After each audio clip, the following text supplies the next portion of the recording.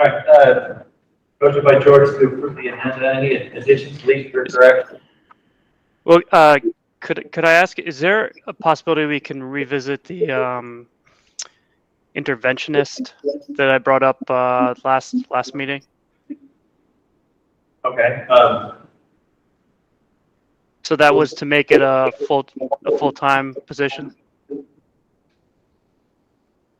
We can bring it up for discussion. I believe that if there was anything that would be brought up, anything of that on our previous workers. I think people were going to discuss it with Lewis, and yeah, see if there's capacity in the budget. Okay. All right. So yeah, we'll put that under personnel. Awesome. All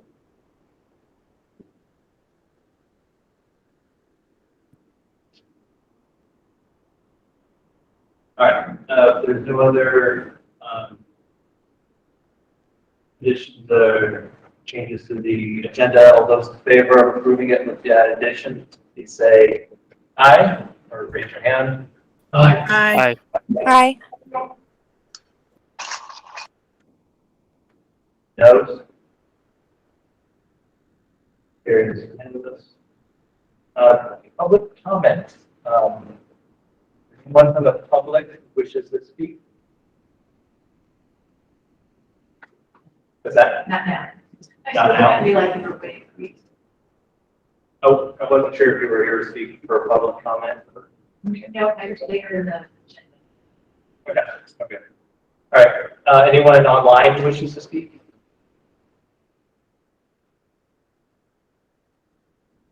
All right. We'll move on to approval of the minutes. We have minutes for May 4th and May 12th. I'll be looking for a motion to approve both of these minutes. I'll make that motion.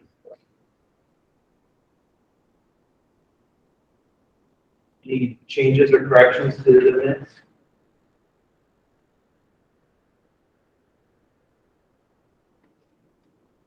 All those in favor of approving the minutes from May 4th and May 12th, say aye. Aye. Aye. Aye. All right, motion carried unanimous. Thank you. For the warrants. Warrant 25 and 227. I'll make the motion to approve them as presented.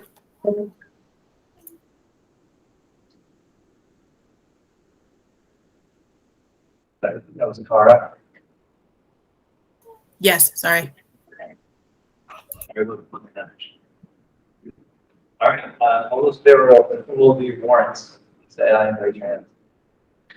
Aye. Aye. Aye. Yes, thank you. Superintendent report.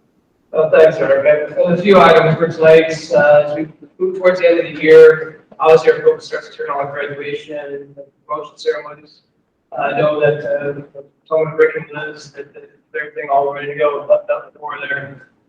Promotion ceremonies for both Wells and Town Springs, so looking forward to celebrating, kind of culmination, students' careers here at Wells and Middletown, but also celebrate their transition to the next phase in their educational careers. So just we'll say something July, but also just want to kind of congratulate the graduates. Also wish them the best of luck as they move on in their career and go to the next step is education. We also, myself and Lisa Madison, are scheduling meetings with Preparedness, and we're ending year meetings with groups on kind of reflective practice on our goals, start taking a look at goals for next year, so the meeting will kind of have some more information for that later in the summer. Summer programming with the curriculum, a little more about that. So I know we're kind of forward budgeting up a few of our last minute items, particularly around staffing and just access to resources.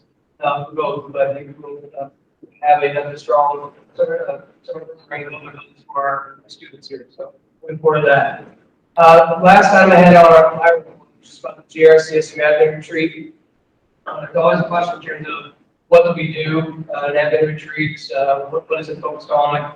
I kind of just gave you a brief overview in terms of some of the big items that we'll be focused on this year. A lot of it is around instructional leadership. For this past year, the Rick and Liz, as well as other members of the GRCSU administrative team, had a lot of University of Washington and his Center for Ed Leadership program on instructional leadership.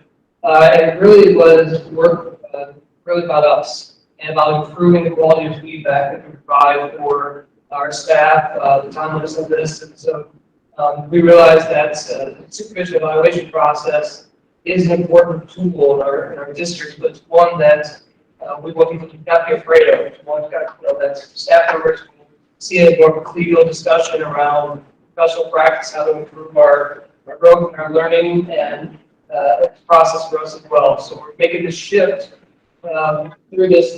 So this summer we'll kind of talk about the next steps for year 2. That's year 2 will be a lot of the admin PLCs, Lisa Madison, myself, and we may do a little work at the University of Washington, but won't be as intensive as this past year. We also look at around the inclusion of equity. Whenever you're equity, a lot of times first thing people do is just a one definition or other, but we've really kind of looked at it. Breaks down into 5 concepts around equal outcomes. What we look at it from the idea about fairness, what that means in terms of just access to resources, programs, quality staff. That's all students regardless of buildings. These the next one, access and support, and then respective differences as well as achievement for every student.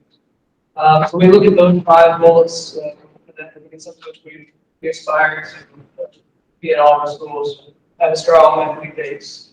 We're also looking at universal design for learning. It's something which we work on a lot with our staff this year, as well as a MTSS, the multi-tiered system of sports. That is something which you'll hear a lot about as you start to move into Act 173, because this is something which Rick, Liz, myself, Ms. Madison, the other admins talk a lot about, is how we can make sure that there are different tiers, tier 1, tier 2, tier 3.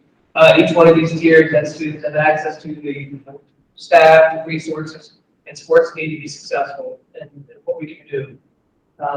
There's also talk about school safety and preparedness. This is something which we do on a regular basis. And I know that with the recent events in Texas, it is on the minds of a lot of individuals, but as I said to a couple people the other day, I think as educators, whether it be administrators, staff members, I think this is something that's on our minds all the time. Ever since Columbine, so the past 20 years or so, you do think about this. I think we always are looking at ways to ensure that our schools are safe and we're prepared and we're doing everything we can. So we do dedicate some time for the admin treat to revisit that, and do a lot of reflection, look at our emergency operation plans, and just make sure things are buttoned up. And last 2 things are Act 173, which I talked about. Of course, we'll talk more a little later. And then the last is professional standards for educational leaders. There are 2, I guess, standards, sets of standards that education leaders work from. One is build ISLA standards, and then now it's the professional standards for educational leaders. So we're shifting to this for our admins. It's a much more thorough set of standards. I think provides our administrators a good overview of the areas that we're working on, we're looking to grow in.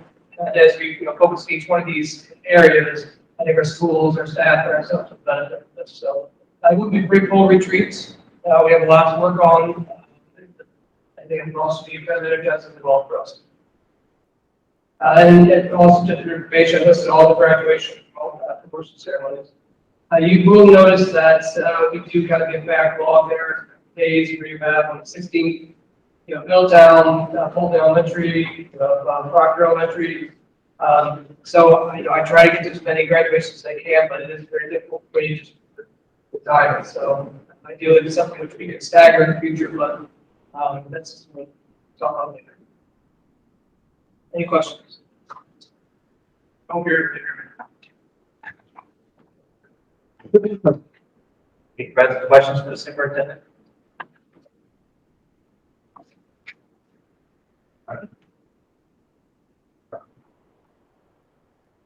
Principal reports. I think yes goes first. I think so, Mr. Goodall. Okay, so I'll go first tonight. So one of my information's in the packet. I want to highlight a few things.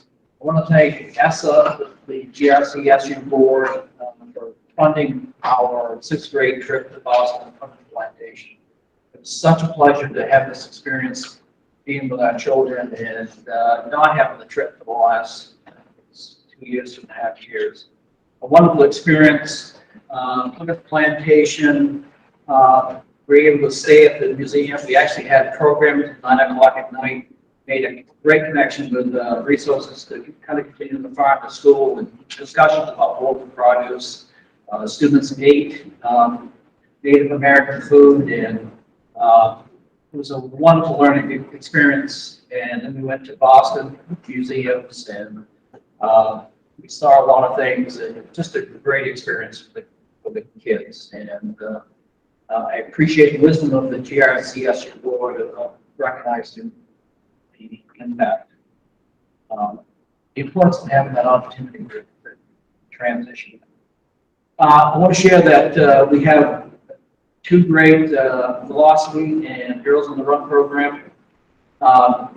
Velocity, they're both Blue Cross and Blue Shield, but they certainly have different focuses on how they achieve it and try to bring equity and some of the cool things I've always been doing. I scheduled some time, thanking the Friends for Education, help pay for it. I've scheduled 2 rock climbing sessions. And once again, these experiences of students being able to support each other and pushing themselves to their comfort level. It's been a pleasure to see the students have those opportunities. Through the AWARE grant funding, we're having a parent night. We have a local chef, parent, Sam Philoramo, who's going to be working with parents through the AWARE grant. We're going to have the food, we're going to have the utensils, and the parents get to take those home. And Sam's very good about working with the kids about picky eaters and how that hit, which kind of ties to nutrition and health. And we have a connection with the hospital coming in to do some lighthearted nutrition, just to talk about the importance of healthy eating. We're in the process of on school committee meeting about procurement of local produce, and part of the grant is purchasing a food cart, cooking cart for each school. Now, when I say cooking cart, it doesn't necessarily have to be a cart. We have 3 levels, you have 2 levels, 3 levels here, so. But it's a way of getting cooking into the classroom, which is a great opportunity to learn, collaborate. Once again, it all ties into healthy nutrition, health. And so the more that you can connect, just that much more successful. With our new health curriculum, we are having staff training next week, and this is just to bring us up to date on the curriculum, and so we're better prepared for next. Last year, we kind of got delayed. So, but once again, Vermont has health curriculum standards, and it's going to help those students having the curriculum. We have Lake Day next Friday. Looking forward to that, and I want to thank the FFE for sponsoring a fun run, which will be June 29th, right? Or 19th. There we go. To help fundraise for activities for Middletown Springs, and some of the great things that they pay for is the artisan residency workshops, which we have one in our local builder, Larson. Their plan is to build a whole pagan being a storage shed for the garden. So it's they're trying to make these really well connected for students. So that's kind of it. Questions?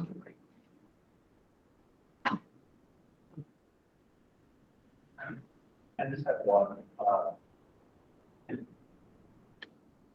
That's school private data and making recommendations. Apps we've looked at private data. Is that something that we could look at again? Yeah. Yes. Sure. So curiosity. Yeah.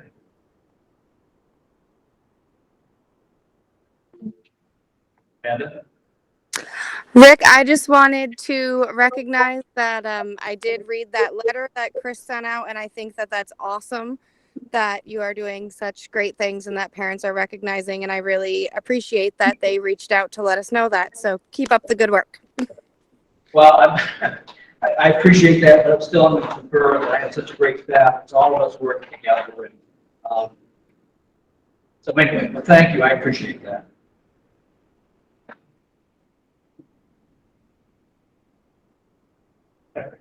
Okay. So if you guys, my report is in the packet that you've received. I did want to highlight and also express our gratitude to the PRCSU board for helping to support our 6th grade trip to Boston. We had a very eventful and jam-packed experience in Boston, and some team building exercises for the kids, some of the places that we got to go. And it was really nice to see the kids outside of school. You know, they had parent chaperones, and some of them were under our care. But it was just really nice to see that how that all transpires. So I hope that the kids had fun. It was nice to spend that time with families as well. So thank you. This past Friday, we did the Memorial Day Parade, and I would like to publicly thank Carol Bukowski, who I know is on the meeting tonight, for coming and stepping in and helping out last week of my absence, and she got to experience the Memorial Day Parade. And I think it was really great for the town to have that come back. And I saw a lot of great pictures and a lot of happy faces, so I'm glad that got to continue. We had, right after we came back from Boston, we had a scheduled community garden cleanup, and there were several of us that came Sunday, like really hot Sunday, and we did garden beds and put up new fencing, and I would just like to thank everybody that took the time to do that. Our students have since taken over and planted some of the seeds that needed to be done. And we're going to ask the after-school program to help get the remaining pieces, so that the intention is that the community will come and access what grows there this summer, because we won't be able to harvest it all. And that was funded through the Aware Grant. That was one of the opportunities that they afforded us as well. And as Rick had mentioned, we have yet to schedule, but do need to schedule a cooking night for families to come in, and then we'll be, just like Rick said, some gifts for families that show up, utensils, things for kids to use as well. We continue to wrap up max testing with our field trips and absences. We're really working on getting that done in the timeline. So kids are working really hard at staff pulling together. It's been a couple of few weeks with a lot of pinch hitting from folks, so I appreciate their support as we get through. We have a couple of vacancies that we have interviewed for that I'm hoping for the July meeting we will have candidates to present to the board for our intervention in our new positions. So we are actively pursuing candidates for that. We had a great trip today at Hildene for grades 3 and 4. They got to experience working with goats and feeding and farm tours, and there was so much energy before they left at 9, still so much energy when they came back in at 12:30. So I know they had a great time. So thank you, Stephen. It was great to grow over bringing that to our students today. We also have Lake Day next week as well. And our graduation is June 15th. We have asked for permission from the NWA to have it outside of the gazebo at 6 o'clock, as has been historically done, with the tin building as backup in case the weather turns on us. So we will plan to do that graduation as well on that date. I would also like to recognize that today was Nurse Jack Becker's last day with us. She spent half the day here and half the day in Middletown, and had her replacement, Antoinette McCormick, who will be filling in as a long-term sub for the rest of the school year with her. And so we hope that we get to see Jackie before the end of the school year. We sort of come back and visit. So I just wanted to publicly thank her for her dedication and her support and guidance for the last 2 years. We could not have done it without her. And finally, I will wrap up. I would like to also just thank this board and this community for allowing me to serve as principal for the last 3 years. This is my official last board meeting with everybody. But I know we were in good hands with Carol, and she and I are going to work to transition. So thank you for everything you've done to support myself, the school, the teachers. Any questions? I'll take them. Question.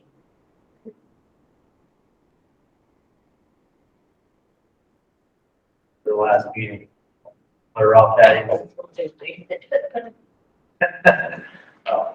I'll just say, you know, for the last 3 years, I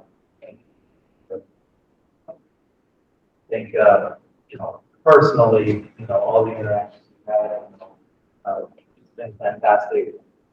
That's you go, but again, thank you. And, yeah, so if no one has any other questions on principles, we'll move on to finance. Oh, actually, I didn't have one thing, graduation. Yes.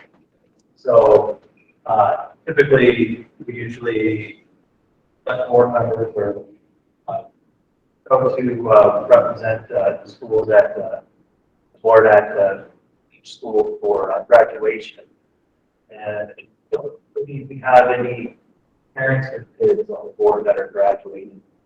So anyone, I guess, I think this year, I just want to throw out that, you know, I think, you know, any board member is welcome to go to any graduation, is what I thought. So I intend to go, probably both graduations, just to see the kids graduate. So if anyone's interested, I would say.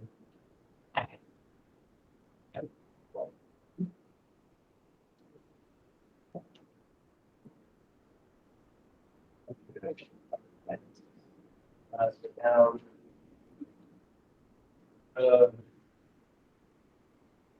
It's just wonderful. So I guess if you have any questions about these, reach out to Lewis. Just do such standard. Monthly reports. Contract recommendations.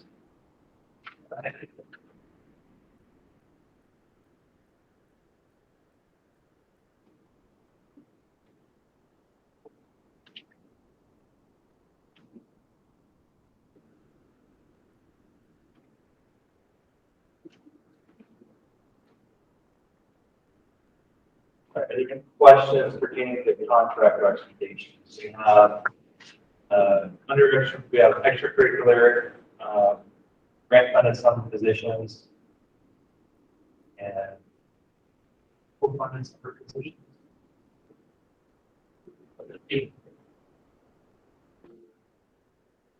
And I had just thought that we had discussed changing the pay rate for the 2 other people that are at the lower rate since they made more last year.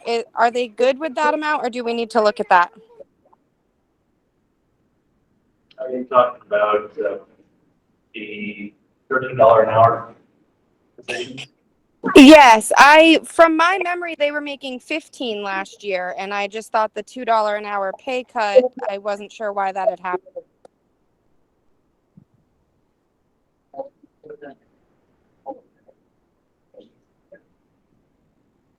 For the summer program.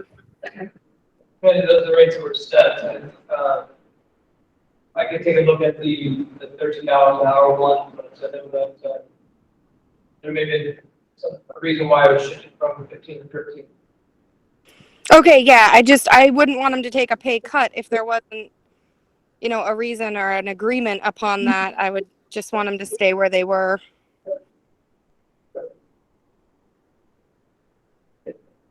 I think you're right. I think you look at there, since we have a few with the $13, it's as rates set. So I'm not quite certain if there's a different rule last summer that would have implied higher rates. I don't have. In our after school program, which is locally funded, is a higher rate. This is ESSER funded. Okay. So that's how it's funded. All right. Well, maybe we can have that for our next clarification on it. Won't the summer program have started by the time we have our next meeting? We can adjust rate today, car, we need to go. Yeah, that was my thought. I mean, even if we approve it tonight, then we can find out for our next. All right, so we can look for motion through the contract recommendations that are presented. I would make a motion to approve contract recommendations with the agreement that they'll look into the $13 people and adjust them accordingly if needed. Well, any adjustment would come back to the board, so. We can't give them permission to adjust it now since it'll start before? Like to No. move them back to the 15? As Chris said, that they can make the adjustment after. So we would need to approve any adjustment later on, and so I would say that it could be retroactive. Correct. It's similar to what we had to do with teachers when we set up the master agreement, we did a retro pay teachers to reflect a higher rate. So it was deemed that this individual qualified for a higher rate, and we could retroactively pay for the day of work that we were to be at that time. Maybe July 4th is also the first day of the program, so. Right. Okay, in that case, I will make a motion to approve the contract recommendations as long as we can retroactivate a change if needed. Okay. Any other questions pertaining to the contract recommendations?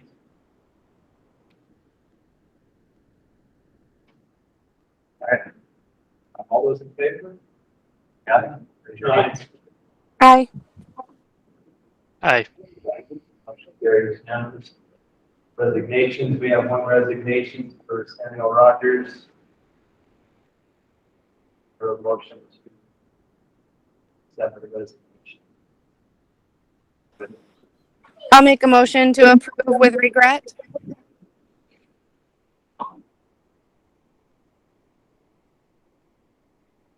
All those in favor of accepting the resignation? Aye.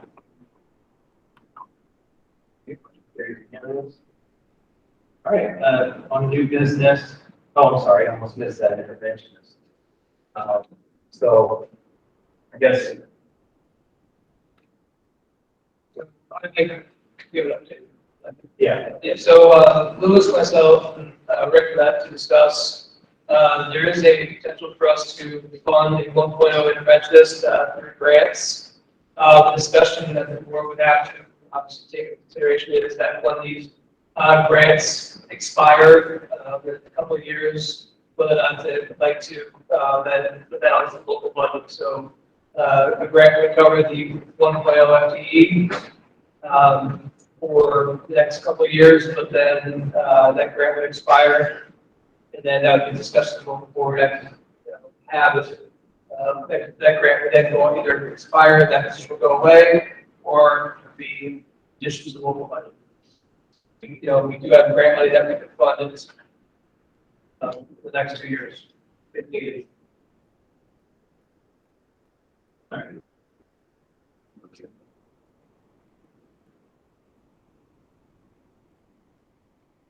I have a question. That's just great news. I guess my question is what is the grant? Where's this money coming from? That's response. We fall in line with our recovery plan. We, in another district, we are looking at interventionists based on need that's being spread across other schools. So we would be able to do the same here with ESSER funds, but we tie into our recovery plan. We also have the ESSER funds that go away. And just as the other districts have to have a discussion about when that money goes away, do they incur that cost and put it in place of local budget, or does that position go away? And that's the end of it. So, like I said, it's a discussion for the board to have. Decide how they want to proceed.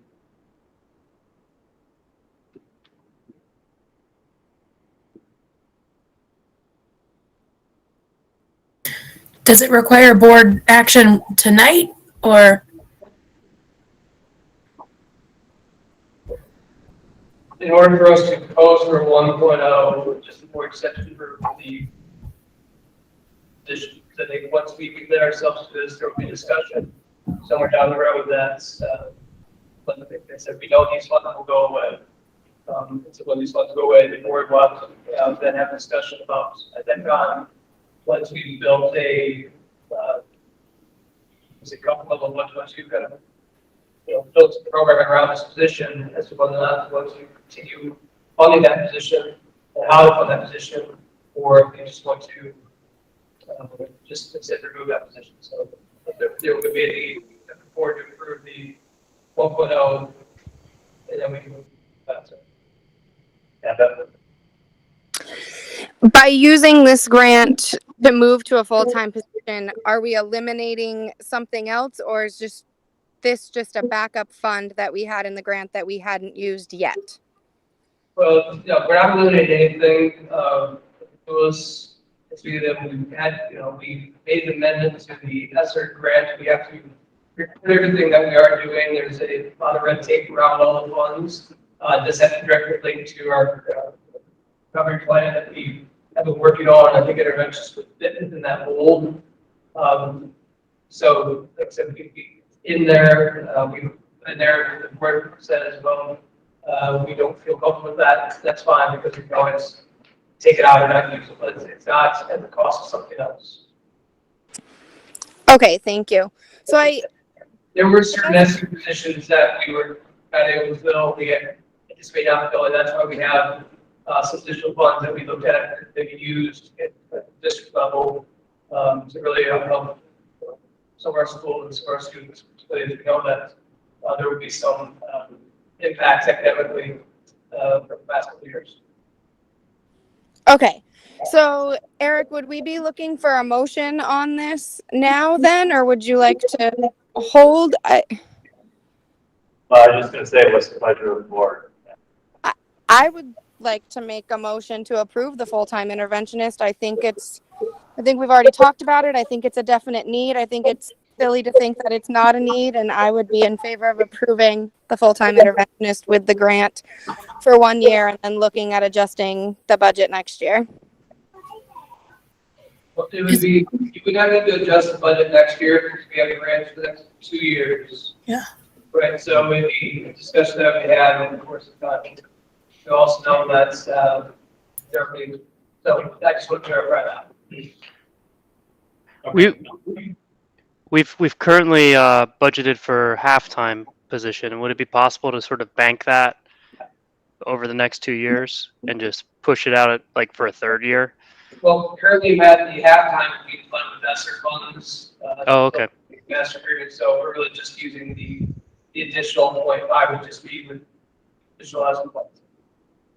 Got it.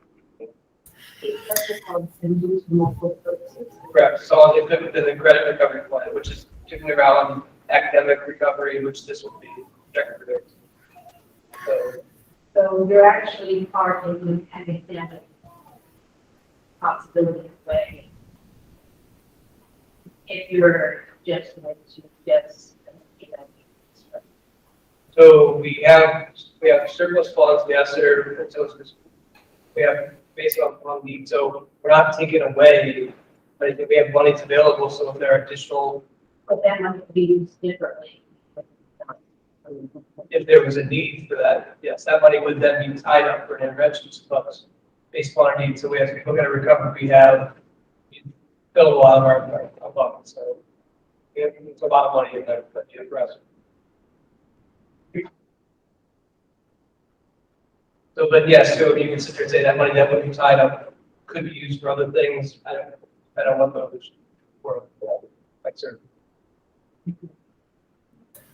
Right, so Amanda made a motion to for this position. Is there any further discussion on this? I have a question. Sorry. I still like my motion, but have we replaced, aren't we lacking an interventionist at Wells as well? Do we? The potential candidate we are looking to hire. So we're not really in need at Wells right now. So that's just what I got thinking after was if we put this in Middletown, is there a need that we would need to share with Wells? Right. And then it would be one where obviously if there's a need for this position to work with schools, we would do that. That is what we're doing other districts as well, not just be tied to one school. If Wells with their interventionists and if that's for their interventionists, and if they were working in a building, that's fine. But if there was ever need for this interventionist to be used across both buildings, that's what we earmarked for as well. Okay. That's done in other districts where we have an interventionist with next year we work across 2 buildings and potentially 3 buildings. Okay, so that could be the backup plan if we don't fill this position in Wells. Correct, because there's a set criteria in terms of which interventions can be used. It's not just, and that's something which Rick and Carol how these can be utilized. I can't just sit there and say it's going to be just because the teacher wants a kid to go, read with the students. Really, is a lot of data that will be involved in this. Matt? Okay, thank you. I mean, this is tied to what's gone on the last couple of years too with COVID. I mean, we've got a big need right now. It's tough looking at funding a position that you think may be gone in a couple of years, but we have a lot of positions like that now that depend on outside funding. And I feel that if the need is there now, this is time those kids won't get back a couple of years. So we should fill this full-time one for Middletown Springs and then have the full-time for Wells as well. So I agree that we should go ahead and post for this position. Matt had his hand up. Oh, yeah, I was just surprised to hear that the halftime was funded originally by that grant. I was just curious if there are other positions that are funded by that grant currently. Not at the local level, Matt. Say again, sorry? No. Okay. And this was really, like I said, because of just a situation that we had, and so we were going to have to kind of budget out for a few years, help to offset costs. Got it.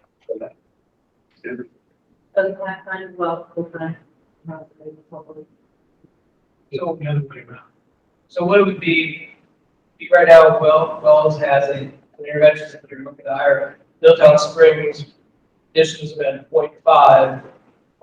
Rick believes that there's a need for a 1.0. Ideally, what we look to do is we have 2 interventionists to be used across the buildings interchangeably to assist students on an as-needed basis.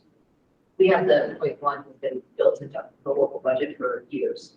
We're not taking the grant to fill this position. I moved that interventions to a classroom teacher, which creates a vacancy. We're filling that vacancy. So they show students enrollment. The how we see if we have just hovering underneath. So we're excited. That's not anticipated. We actually just furnished. Right.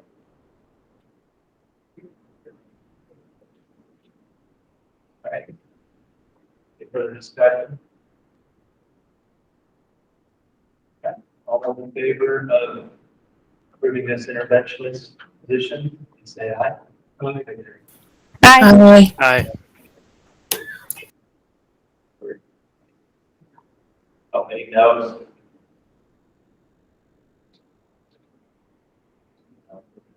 But no, motion carries.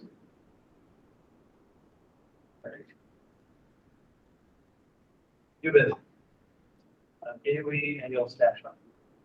Welcome back.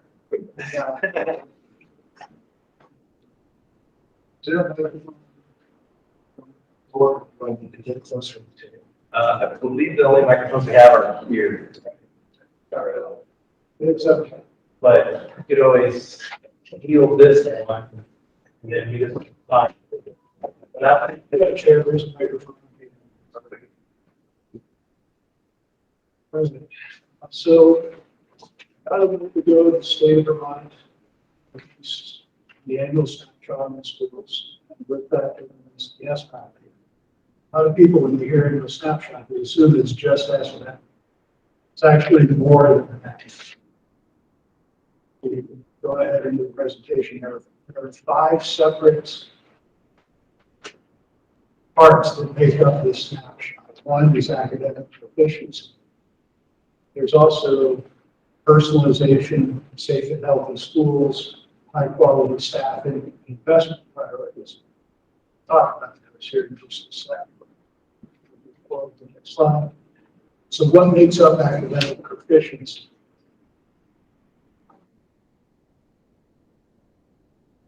For primary schools, it is the ELA and math data that comes from the SBAC test. When there are enough students to report on, science test data is also factored into that. All of this work is publicly available, so some data gets suppressed when the numbers are too low to report. At the secondary level, they also add to those things the graduation rate, performance on college and career readiness assessments, things like SAT, ACT, and college and career outcomes 16 months after graduation. So, did students go to college? How many were accepted? Did they find jobs? Were being successful? Sort of. Most of that data is self-reported from guidance office. Under personalization, that's something that affects more middle grades and high school students.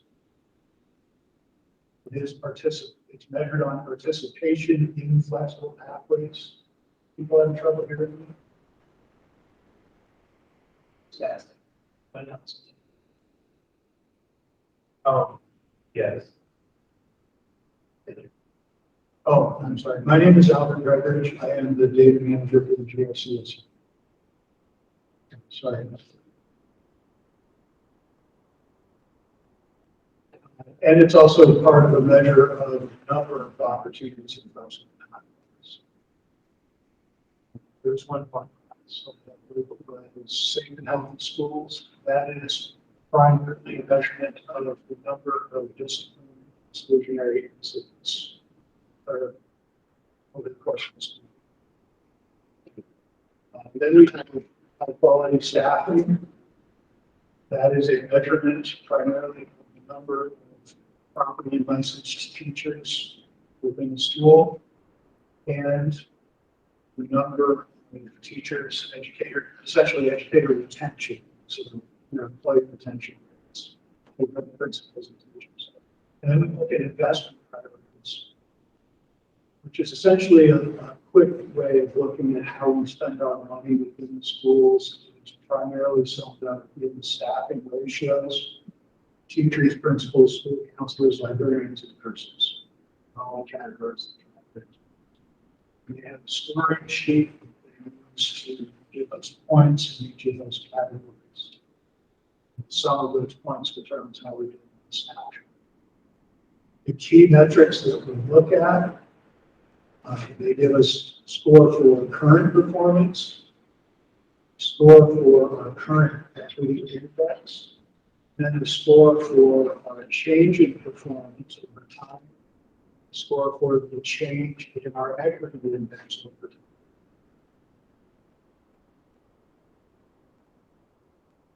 Their graphics on the page, this is how they show our scores. Thin circular line for not meeting, or for approaching, meeting, and exceeding. And those are analogous to the way we grade students now in performance efficiency-based grading. A change category is summed up by either declining, not improving, improving, or exceeding. And these arrows let you know.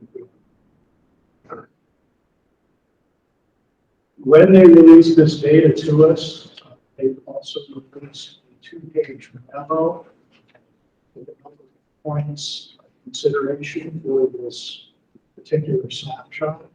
It did take them a long time to release the data to us in 2021 school year. So keep in mind, we are looking at yearly data. Some of the considerations that the state wanted us to keep in mind as we look at the data is there was an abrupt change to the way that it's done. It occurred about March of 2020. We essentially shut down schools. We moved to remote learning. And for that school year, we were exempt from reporting assessments. 2021 school year was a little bit different. We had varied learning experiences with some school districts having a blended learning environment. Others were completely remote for part of the year and in person for part of the year.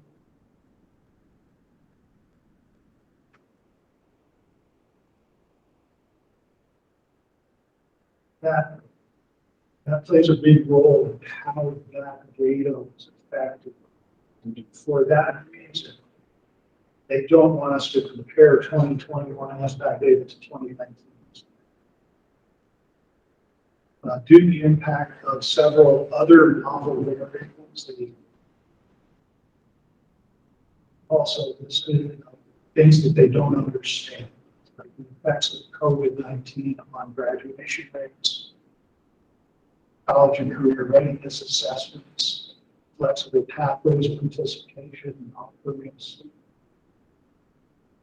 school discipline issues, educator licensing and retention, the environment became much more stressful.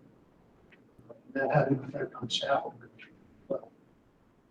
21-22 school data will be affected by very similar considerations.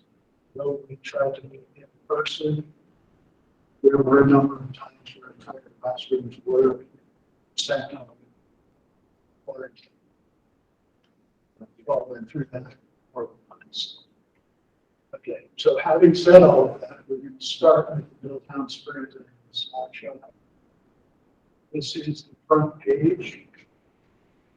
When we look at this data, we can see those 5 areas are listed. We are approaching Middletown Springs in the state of Vermont under academic performance is not needed. Personalization is not available because it's not measured for primary schools. Safe and healthy schools, we're exceeding, and the state of Vermont is exceeding as well. Right, that's the equity index on the site. This particular process. Better than German question. Oh, hey, I had it. This is Matt. I had a question. If we're not comparing over previous year, what does the change represent for performance and equity index? When you look at the main columns on this particular page, you notice that the change under performance says not available or not applicable. That means the state of Vermont is not looking at the change. So under performance and equity index, for everything except high quality staffing and investment priorities, we're not looking at it at anything. And Got it. so when we look at the change in performance for high quality staffing, investment priorities, we're simply looking at employee retention, licensing, and where we're spending our money in terms of those staffing ratios. So for change between years, those are the only things that we have an actual change between. Could you give an example of the equity index? I'm having problems like comprehending what that represents. So the equity index, in this case, it represents measurements of performance between historically marginalized and historically privileged groups of students. That may be economic economically advantaged versus economically disadvantaged in our case. In school districts throughout the state where there may be larger populations of racial minorities, that will be a factor as well. We don't have a great population in our district. So for us, it's primarily economically advantaged versus economically disadvantaged. Got it. So gender doesn't play a part of that either, right? Not in this part of the snapshot. When you drill down into the data further in, if you wanted to pick gender as a comparison, you could. That is something that's available to you as an option on the website. I haven't made that comparison. Thank you.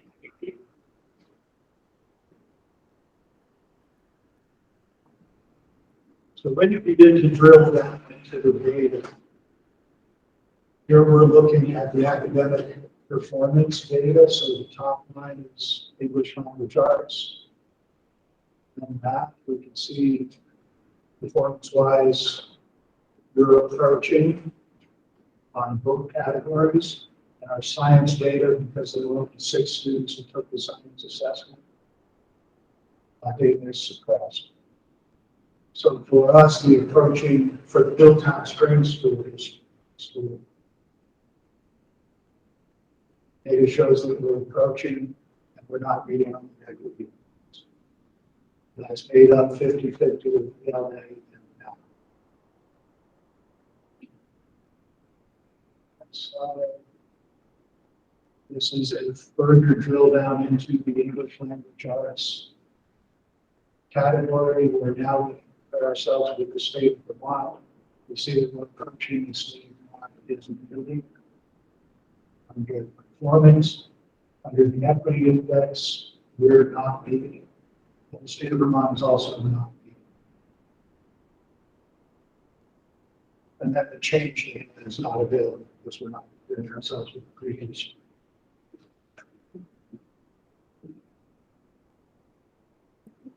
So here's the math data.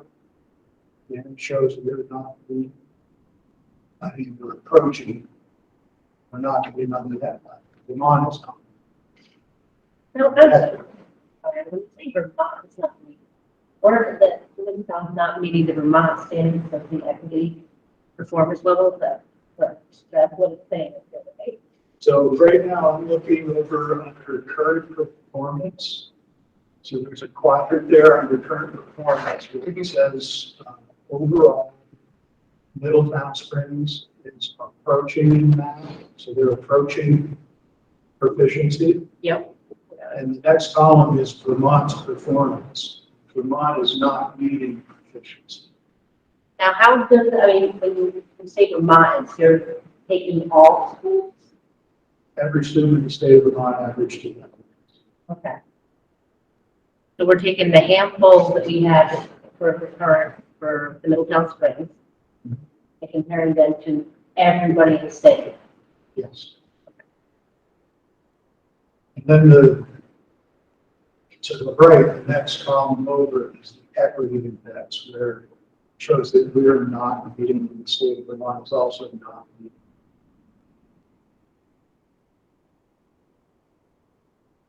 And again, those change categories, they're just not applicable.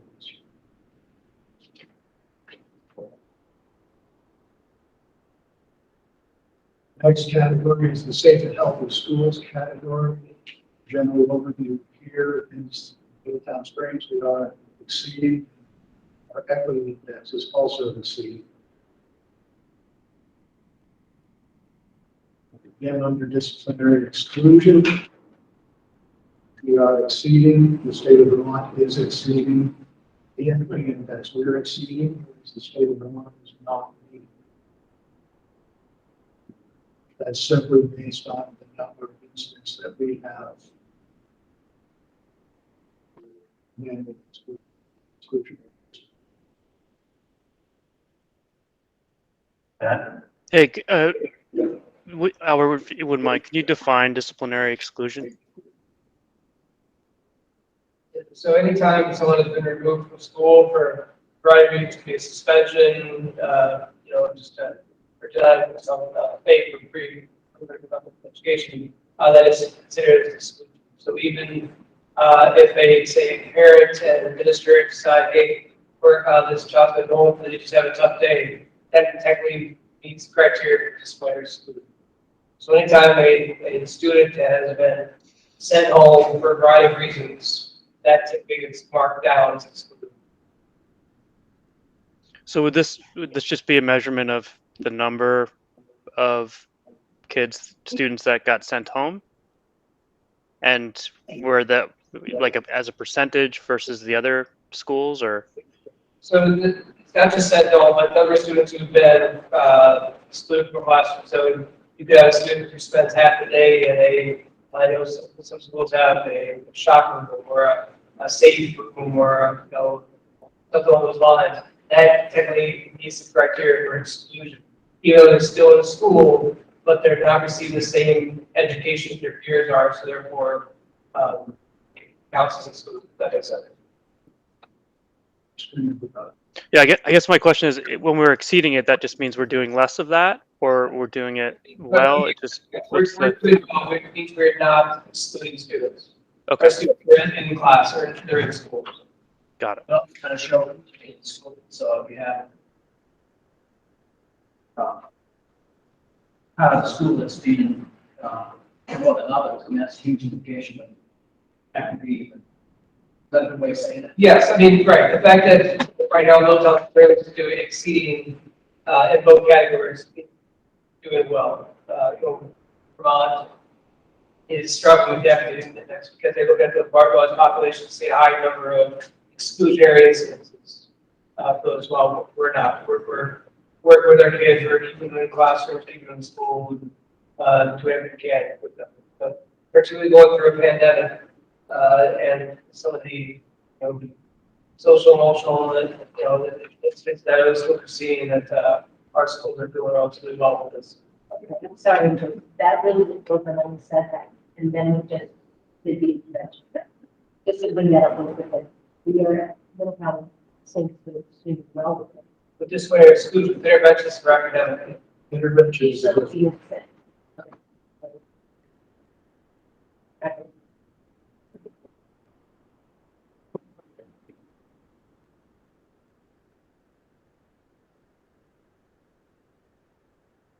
So moving on to high quality staffing.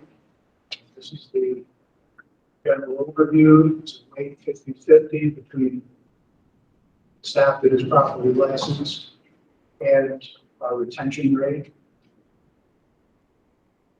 Current index for high quality properly licensed teachers we're exceeding. Our educator retention, we are meeting. But we are, the change shows that we are declining. Properly licensed staff, but we are educator retention.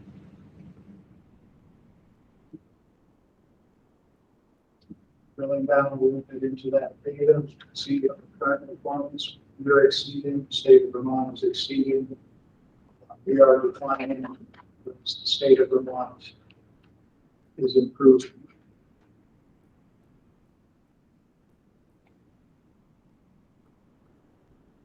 And then with retention, here in a position where we're beginning to exceed, but we are improving change, whereas the state of Vermont is not improving.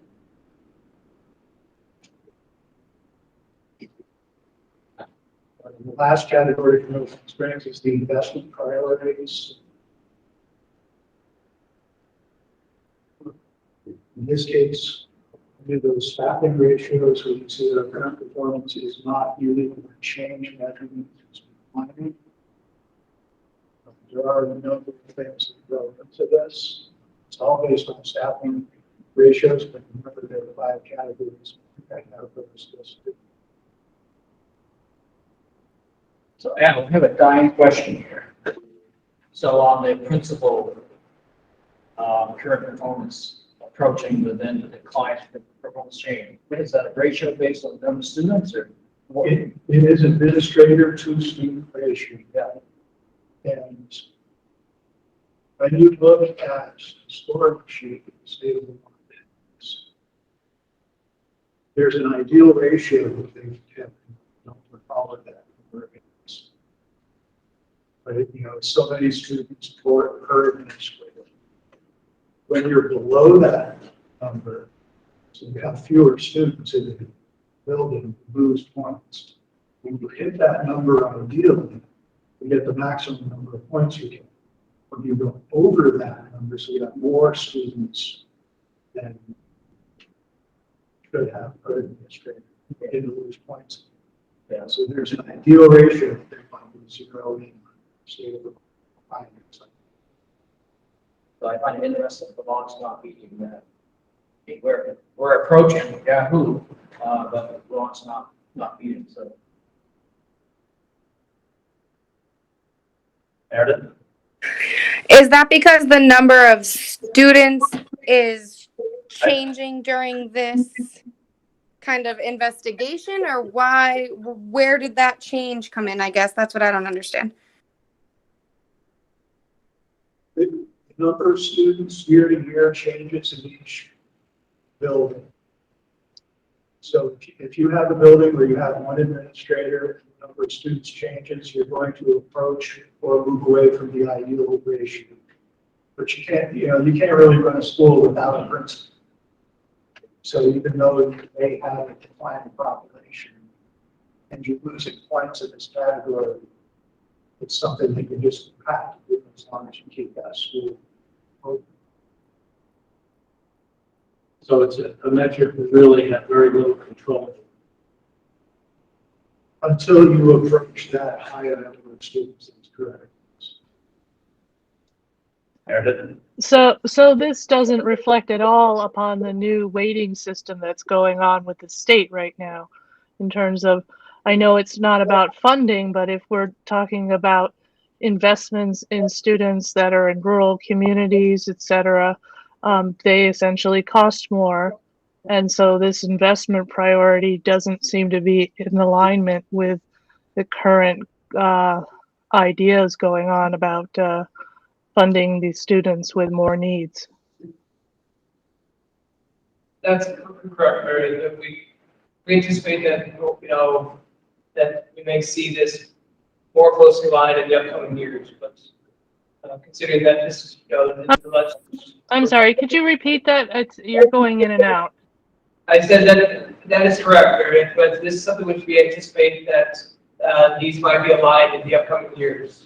With the new weighting study coming out, so that might be reflected in terms of how the snapshot is also factored. Good, because yeah, I look at this and I don't see anything new, and in fact, I see something that's become outdated in terms of how they're evaluating the investment priority. This particular report was a long time in the works. It goes back years. There was a lot of debate at the AOE about how to put it together. I think by the time they got the snapshot put together the way they wanted to, the legislation had outpaced the reporting engine. The report, this particular report, is a federal requirement, something the state has to do as a result of, I think, the Every Student Succeeds Act.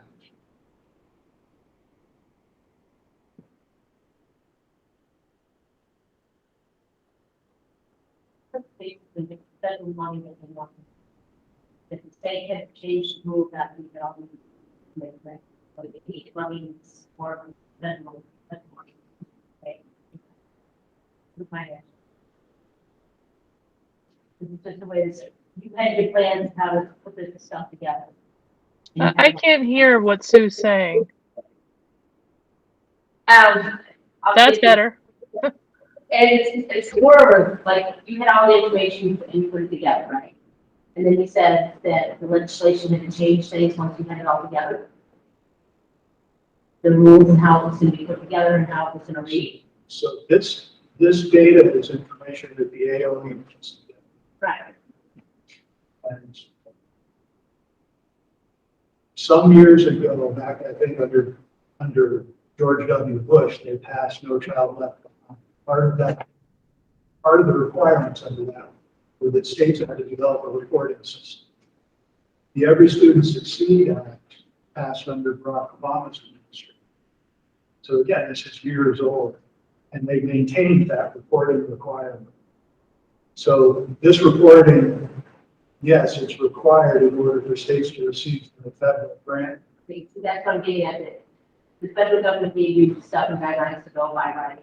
When did the state change the legislation to head this out? Over the years that they were developing this report. And the AOE was developing a report while the legislature was debating the legislation. Exactly. That's what. Yeah. And now we're playing catch up.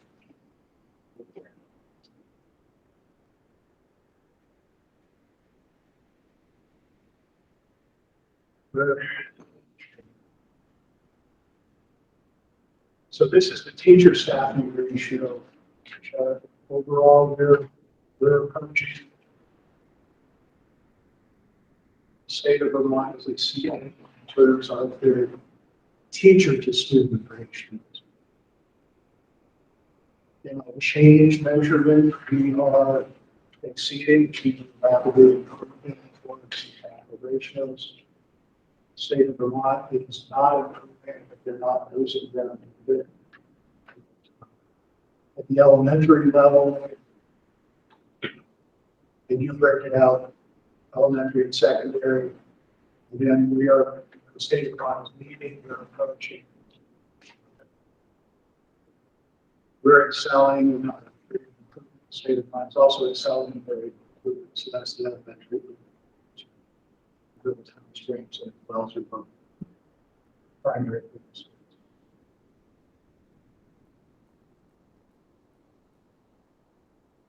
Looking at the principals, administrative to student ratio, again, we are approaching. The state of Vermont is not. We are declining, and the state of Vermont is also declining. When we look at school guidance counselors, we are not meeting. The state of Vermont is exceeding. We are not improving. The state of Vermont is declining. As you said before, these are fixed ratios that don't really differentiate between well-off schools versus not well-off schools. Is that correct? That's correct. The ratio is a fixed ratio. So if you're running a small school, we may never store the number of points you need to get to store on this category.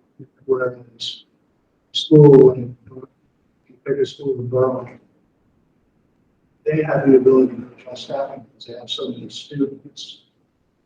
They can adjust their staffing to meet these ratios. You just don't have to. But like the principals, with counselors, if you had too many counselors versus not enough, you would still get a bad score. It's the same kind of a number that's an ideal ratio. And the closer you get to the ideal, the more points you get. And is that reflected anywhere in the report? We have not enough or too many? It's not reflected in the annual snapshot. You have to actually dig into this document. It's a 7 or 8 page document full of tables in order to figure that out. It is available on the press. It's not exactly easy to find, but it is available. You have to know what you're looking for.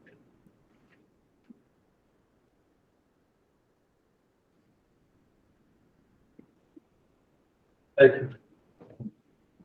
So librarians is a similar story. School nurses with not meeting, not improving, student almost decline.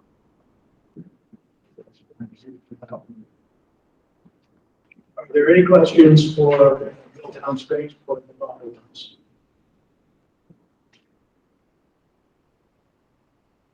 And a couple of questions that might apply this. Back to the high quality staffing, properly licensed teachers, it says 9 educators on there. Just always you don't have 9 properly. So of the 9 educators that may be classroom teachers, and it's classroom teachers. Like the Individuals that require licensure. So it's any staff that requires a license. Up to 2. Right, and another question I had, and maybe we covered it. Just thinking that. To go back to, for example, the scale for ELA for students. So, could you explain scaling that? 24 students under the academic. So that the students who test for Vermont are 3rd grade through 9th. So in terms of Middletown Springs, that would be the 3rd, 4th, 5th, and 6th grade are all combined together to form that. Is. I wasn't sure if that. I think that's the older question. I had one as far as like you mentioned, like graduating training earlier here. That applies to secondary students just in the SU or Vermont. Does that apply to schools outside of Vermont? So they apply that to any school in Vermont that graduates students of the 12th grade. So it's all secondary schools. So in RSU, there's a measurement for, say, Proctor Junior High School, West Rutland School, and Bolton High School. All right, I just know we tuition students outside the state or They're not factored into our students. You would have to go to the state of New York. that's it. Thank you. This one, the state of New York, recognized that Vermont, those students sit out and the overtime, I believe is what the state, not right, Vermont, New York, the state have a thing, so they have to do the same program. They won't. Yeah. So the kind of left out, every state that has a border high school now, the left out the open. That's that.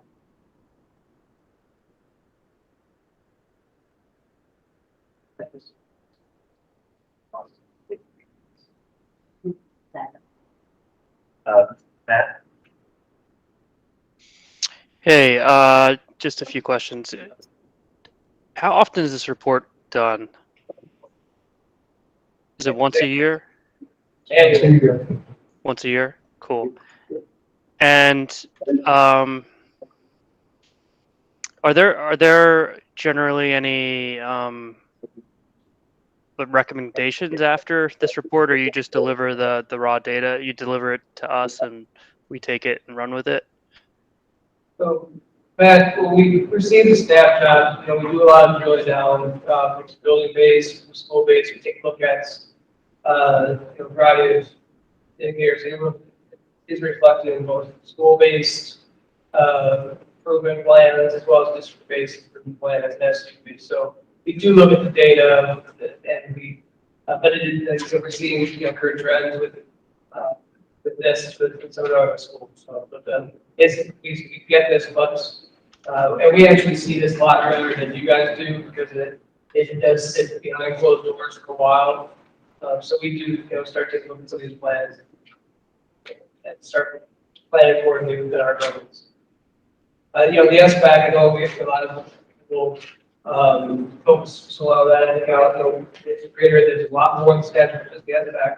The SBAC really is, it's a ranking of students on that particular date, really what it boils down to, and so, there is some data that can be, taken from that, but that's also why we take a look at that, we look at a lot of other indicators, for our students are at academically and how we continue to, support them, but it's not just, looking just SBAC data, because there are a lot of flaws and just focused on that one piece of data. Which, And then, similar to Eric's question, besides the ELA, are the math and the other subjects, is that all third, fourth, and fifth grade as well, or is that other grades? So ELA and math, you test third grade through ninth grade. Uh-huh. Vermont science test fifth grade, eighth grade, and 11th grade.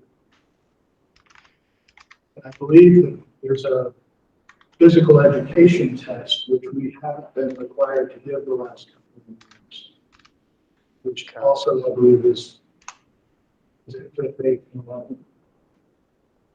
Got it. Thank you. If we could have that like in for the next report, just in the notes, like in the beginning, you did a good job of summarizing, but that'd be helpful as we dive into it, just to be reminded again that that represents those grades. Okay. But thank you. That's it. that'll be part of the minutes, Matt, as well.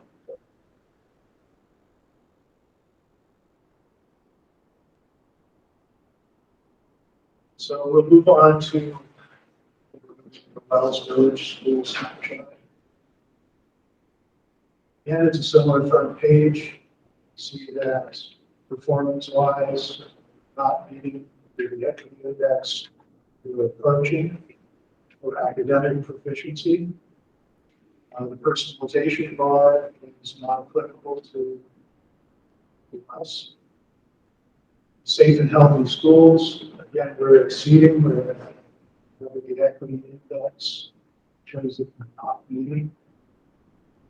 So overview. For high quality staffing, we are meeting and not improving.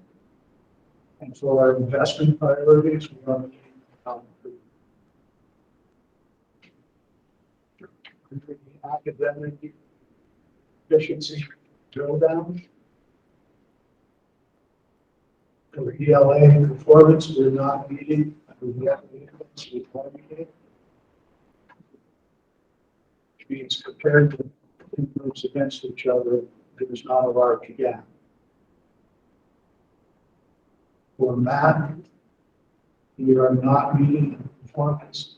The equity index we're approaching, and the science data was suppressed again because of small numbers of students taking that test. For the ELA drill down, you can see that our current performance, we are not meeting overall. And state of Vermont is meeting. The equity index shows that we are the overall scale, but Vermont is not meeting. And there are no comparisons for our change. For that, it's a similar story to Willtown Springs. We are not meeting, the state of Vermont is not meeting. The equity index we're approaching, the state of Vermont is not. Moving on to safe and healthy schools. Again, for disciplinary exclusion, performance at Wells is exceeding. The equity index, however, is not.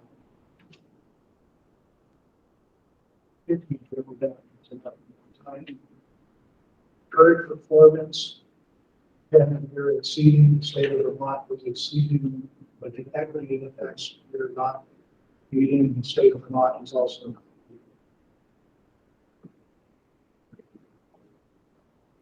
For health quality staffing,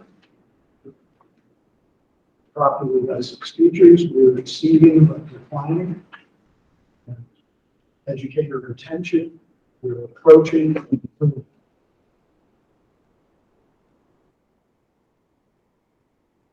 Properly licensed teachers, really down to one level. Those are the schools exceeding that, as is the state of Vermont. We are declining, and well, some state of Vermont is improving. And educator retention, coaching, state of Vermont is exceeding. We are improving, the state of Vermont is not improving.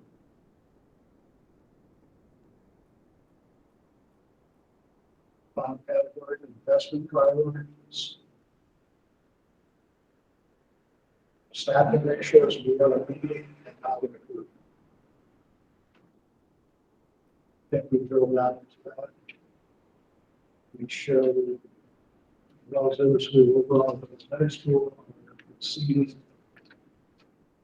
performance change, we're improving, and so we can watch the development of these schools as itself, but we're always not.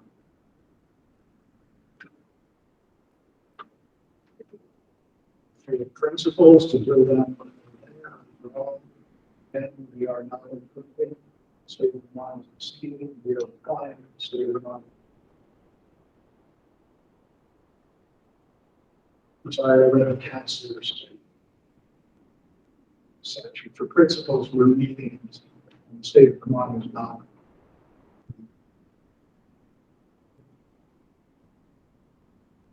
Under librarians, we're approaching.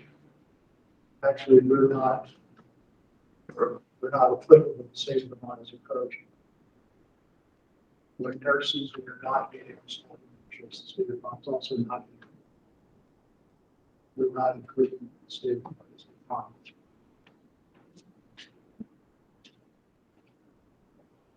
Let's find the slide. Are there any further questions?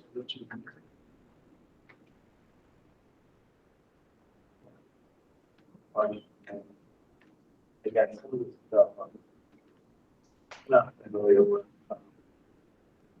the indicator might. Is that? I'm looking at like, so is that the principal, it's 20% of indicator.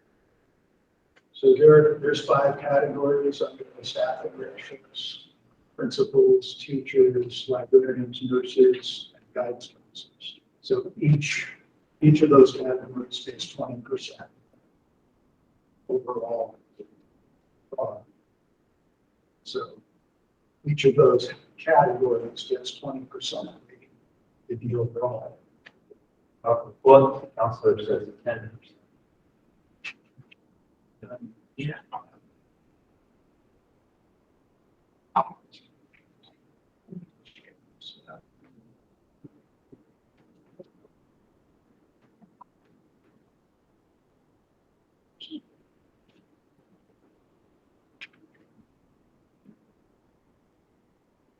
Hundred percent of our staffing ratio is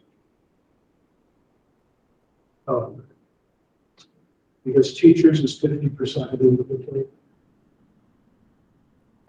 So half of administrators is teachers. 20% is the administration, 10% is counselors, 10% is librarians, and 10% is nurses. Okay. Makes a little bit more sense. Thank you. Matt? Hey, so the science score, why was that suppressed? Is it just because it's statistics, or The state of Vermont has 11 students. So if you have 11 or more students, they'll report the data. If you have fewer than 11 students, they won't report the data. And in our case, we're only giving the science assessment to 5th grade students. right? So if you are fewer than 11, they won't report. Got it. Narrative?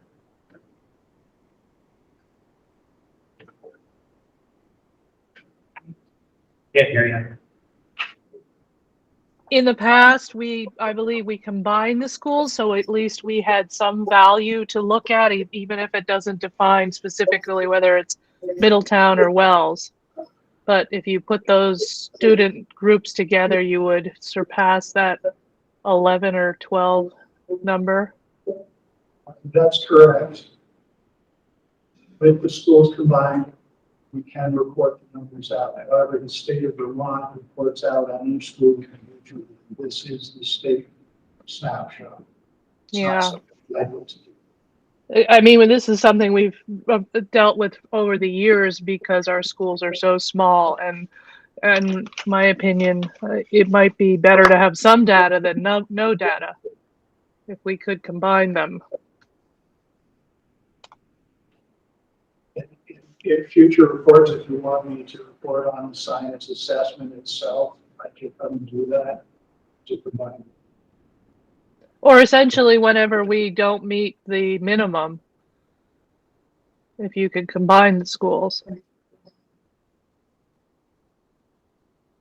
Yes, but in this format, to present the actual annual snapshot, I can't combine state reports together the way they factor. Okay. I think I know what that is talking about. Is this the same thing that we're calling online? Can you look at the emails there? I'm reporting exactly what's publicly available. Yes. And so, we've seen the annual snapshot before. I mean, it's not that old. And so you can go online and see all of this. You can combine schools. You can look at the SU schools combined.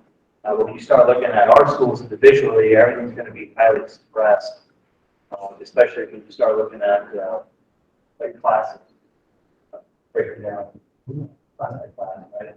With the state annual snapshot, go to their website. Closest you can get right now to a combined value is to the SU.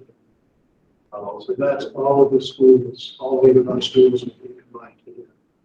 When I go to break it down to individual schools on this report, it separates it by school. So, because I can't necessarily assign weights the way the state is assigning weights to each of those individual scores. The best I could do to look at ELA data, math data, and science data, and report individually on those things with well phrased. So in terms of academic achievement, that's something I can do. With this particular report, it was not enough. Yeah. You think there's good value in combining and looking at everything at the district level? It gets a lot more difficult to tease out when you do for individual school, like for most streams, work on science assessments. The SU level report, that would be fair.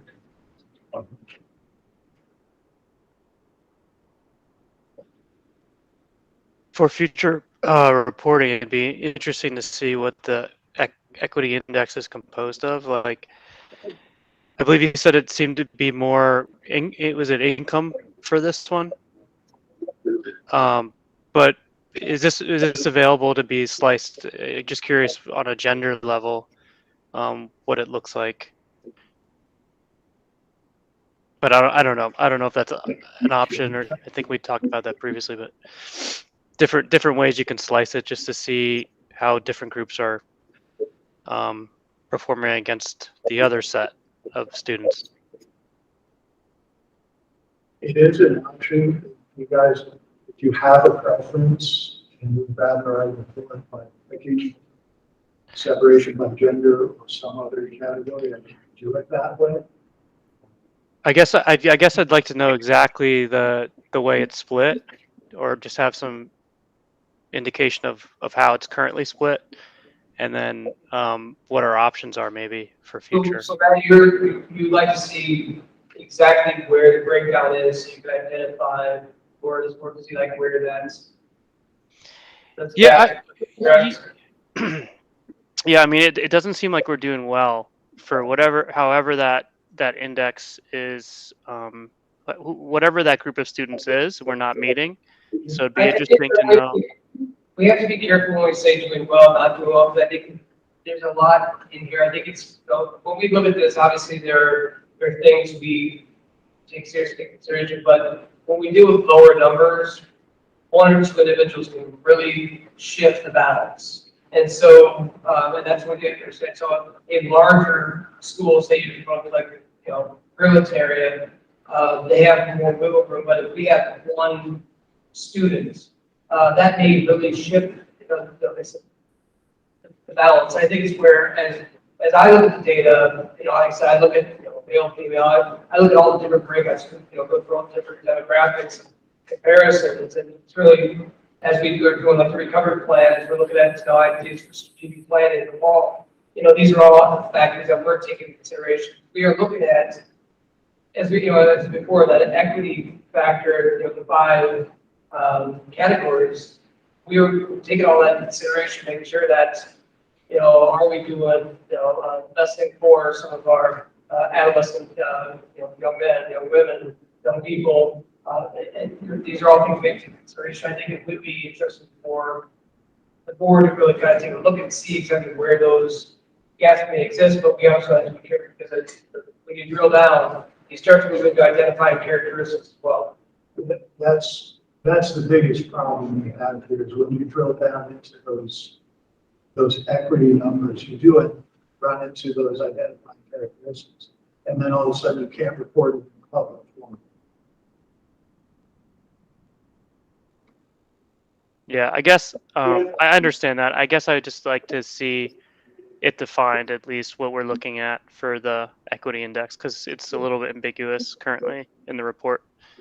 And I think it'd be easier to action on, frankly, if we knew what that group was specifically. But yeah. But Matt, I understand. I think, and I guess since I've seen it, so I see it, we are looking at what we're, I talk about action off that is, which we're doing, we're looking at that, you're kind of in the dark right now, so I understand where you're coming from, just seeing this, and you're asking, well, where are the issues, what should we look at, and, Rick, Liz, myself, and how, and other admins have seen that, and so we've begun the action step, the process of that, but I think that's where it's, it would be something which we could potentially discuss, maybe something we haven't done like an executive session, where we look at these things, which that's one point two. Sure.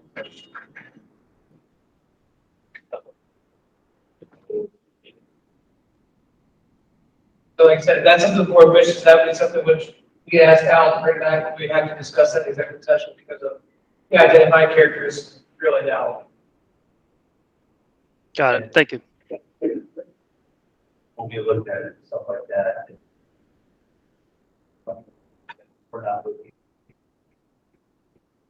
We're basically the student on that. And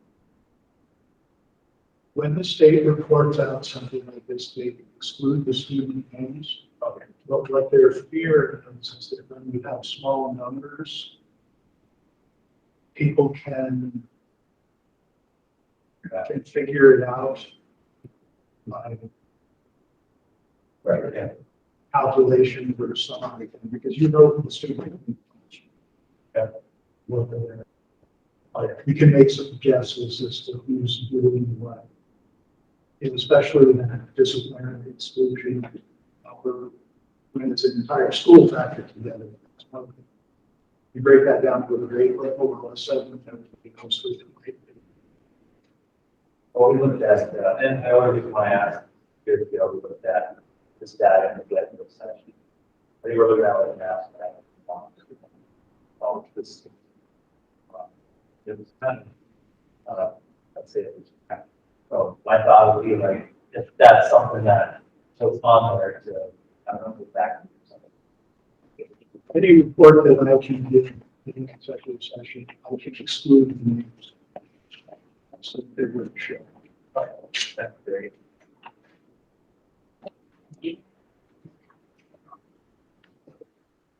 All right, any other questions?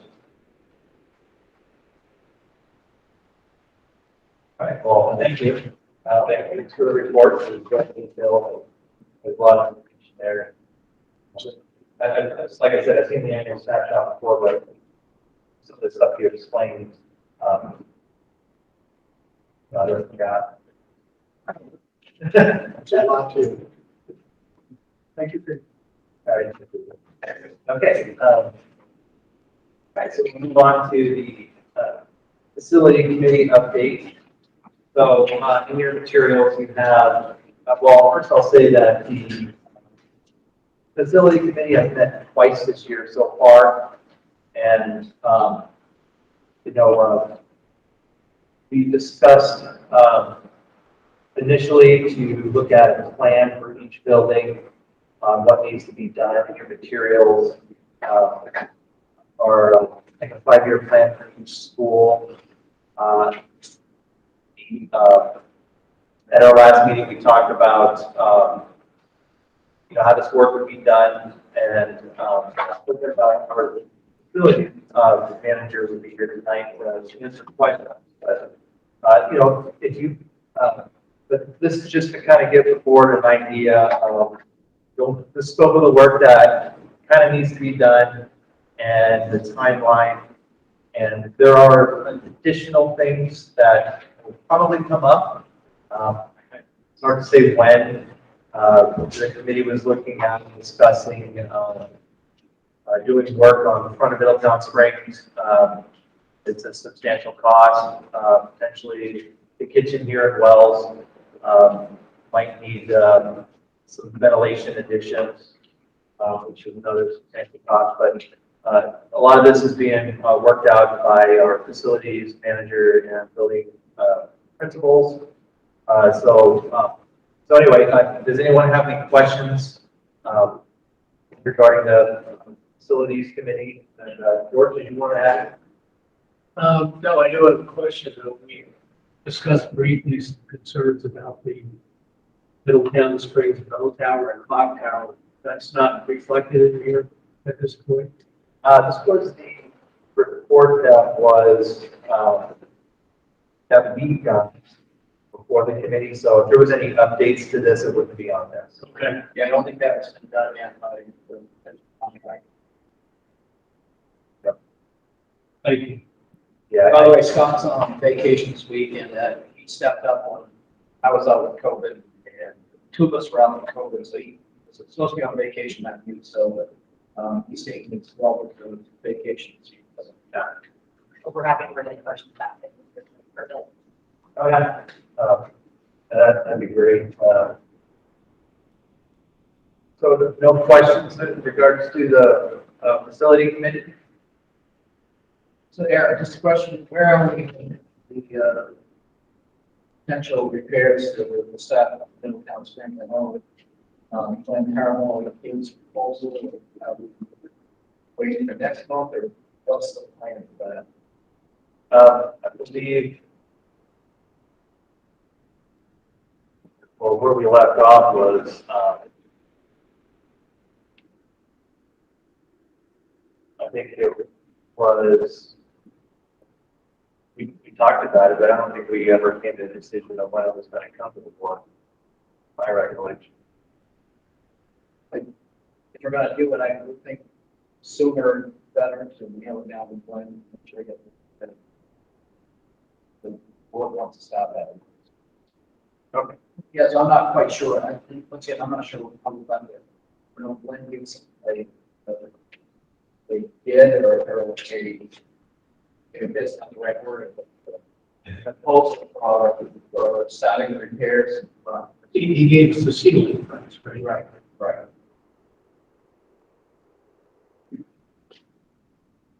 Oh, that was, I thought that was its cost, do all that work. Meredith?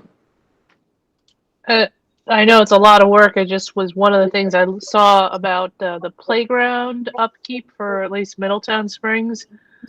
How is, I mean, it has been a long time since that was built. I know one of the slides was replaced, but how is that like looked at in terms of safety and updating equipment out there? Is that just something Rick is doing, or is there some sort of standards, or does the company that originally supplied the stuff have, age limits on all that equipment? I mean, that's a great question. I used to check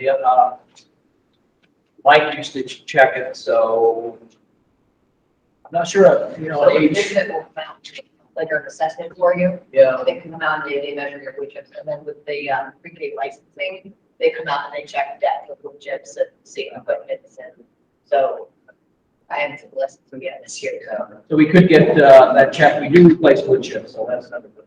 yeah. Yeah, but it's more of the fact that that equipment is getting on in age. They do, yeah, they come and assess all of that if you ask them to. They provide a written report for you with recommendations if needed. Maybe that's something to add to the list, because you have a question mark there for the actual cost of whatever needs to be done, but maybe we need to figure out what needs to be done first. Okay.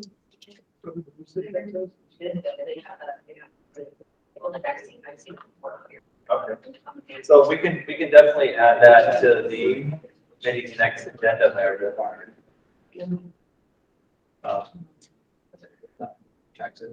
Do you think it would be beneficial to look at active equipment for wells, such as the pre-K playground? The pre-K playground is going to be approved here, decided on July 1st. Okay. For it to be ordered, depending on when it will be installed for the school year.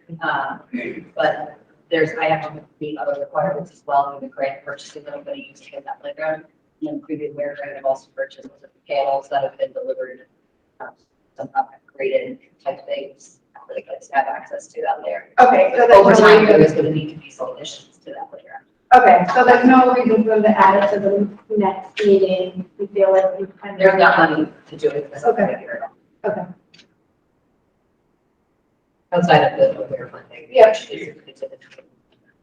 Yeah, the big playground should be. There's July 1st tanks should go right in. Okay. Something that.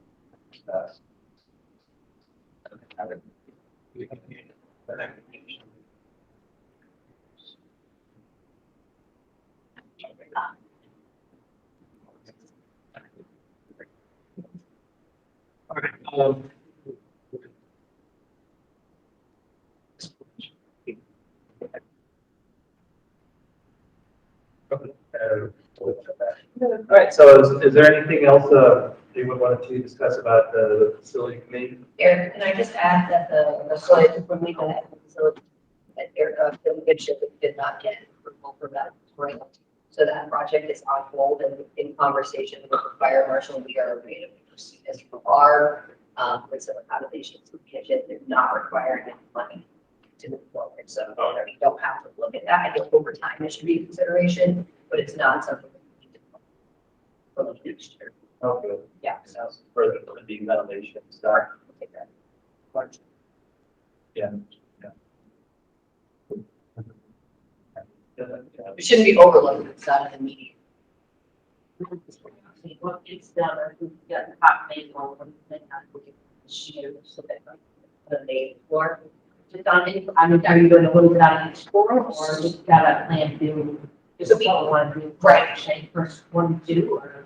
So 2 years ago, we updated all of the carpet upstairs and the staircase that goes up. This past year, we did all of the tile and the carpets in the classrooms, and we redid the nurse's floor, my office and Mackenzie's office. And then this year, Scott was looking to replace some of the tiles in some of the classrooms that didn't get replaced as well.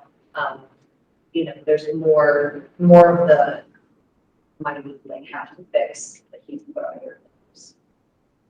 So foundational things he wants to take a further look at, maybe needs to get done.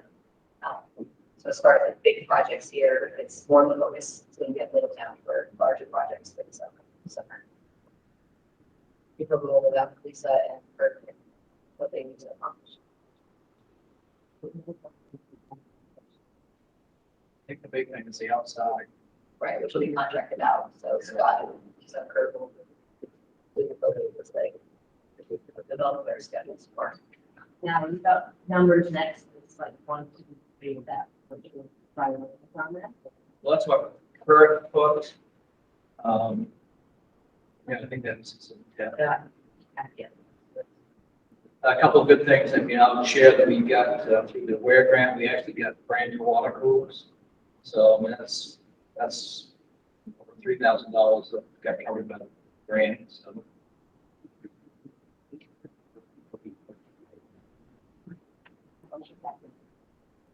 Plus, the WARE grant is it's a big grant to help social emotional with under that learning environment. So it's a huge grant.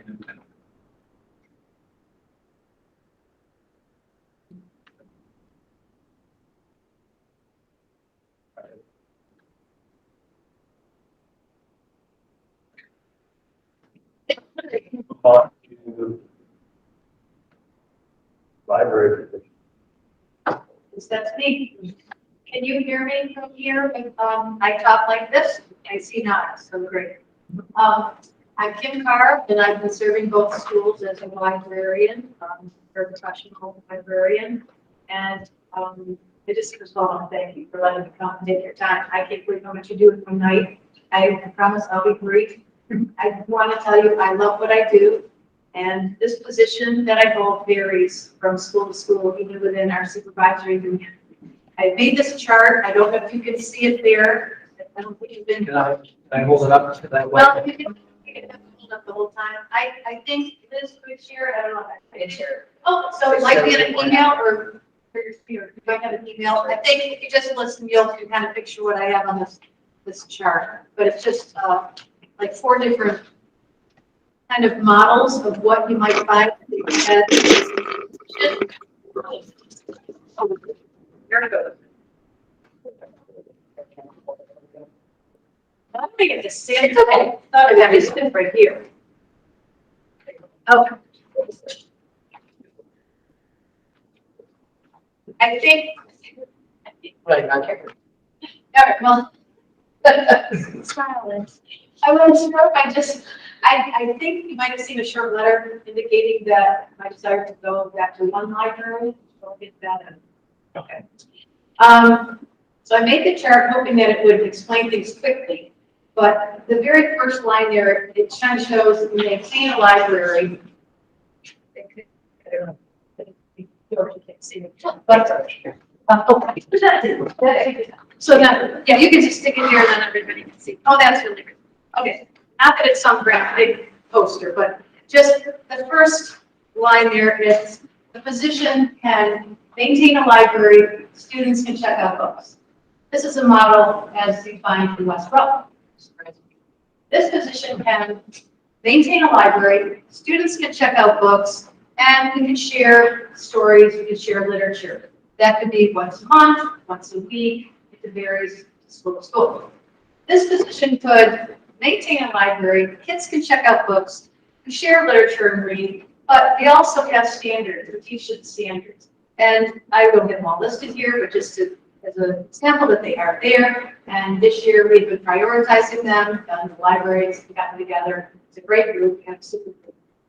Also, you could have a library where we maintain the library, children get books, we share literature, we teach the standards. And another cool part I love is we have a relationship with our community, we have a relationship with our town librarian, and we talk about what's happening in the summer, so the kids can go there in the summer for their programs. We get the kindergartners, get library cards, exciting. We have classes that go and visit during the year. Lots of fun things. I work well with the libraries in Middletown. We have applied for a Cliff grant a couple times, and we got it once, and that meant a storyteller came to the Middletown Springs for the whole school to have an assembly. Every student got a book to keep and take home. That was exciting. Another great thing that we do in Middletown is we call it an intergenerational read, where we have students that volunteer at school to read a chapter book. Sometimes I get them started with it. One year we had a teacher read the book to a whole class. There are adults in our community that also read the book, and then we all come together on an evening and we share. And it's just, it's wonderful to hear the kids' perspective. The adults are in the room. It's a different environment than I see them normally, and they shine. It's just, I love to go. I hear a lot of comments from the adults that they love being here for that. Of course, the cupcakes help, but I think the kids return and they love it. It's just, I love doing this. And in Wells, 3 years ago when I came to Wells, Gina Ellis was a new librarian in town. I've talked to her a few times. She's fantastic. I think she is very creative and has great things going here. She and I wanted to fit more things together, but with COVID, that's kind of been on hold. But the potential is there. It's so great because both schools, proximity of school and the public library, we could walk. And so I just, this is what we've been doing. And for 22 years, I've been doing this in Middletown, the last 3 years here at Wells. And, but I didn't start there. I kind of started up here. And in 2002, 2006, somewhere there, we were writing curriculum for our district.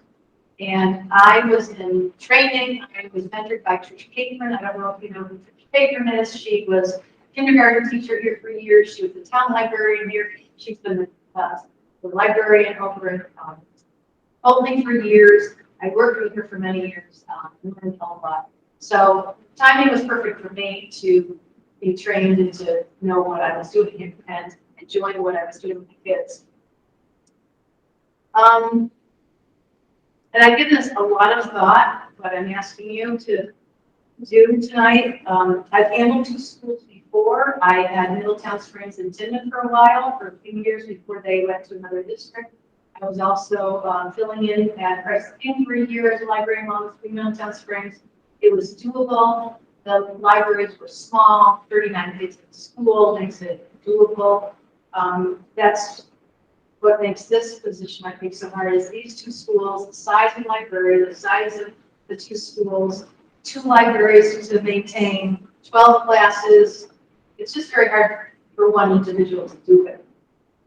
I like to be a team player. I like to be an integral part of the school. And I can't be on 2 teams. You have game day, but you can't play both games at the same time. So that's frustrating, and you can't be at both places. Of course, meeting times conflict and coordination with teachers, school events, classroom projects. PBAS is a little bit different in each school. Knowing individual students' needs for consistent classroom management makes it challenging for 2 schools, and sometimes impossible because I can't be in 2 places at once for different meetings. And all itinerant teachers have the same challenges. Music, art, Spanish. Serving more than 1 school, it's difficult. But just maintaining the library itself makes it very challenging to be in more than 1 building. The library, and I'm just pointing to the first level there, just maintaining a library takes coordination and care and updated, of course, to be relevant for the units that teachers teach, to be having the right materials for kids' projects. That varies from school to school as well.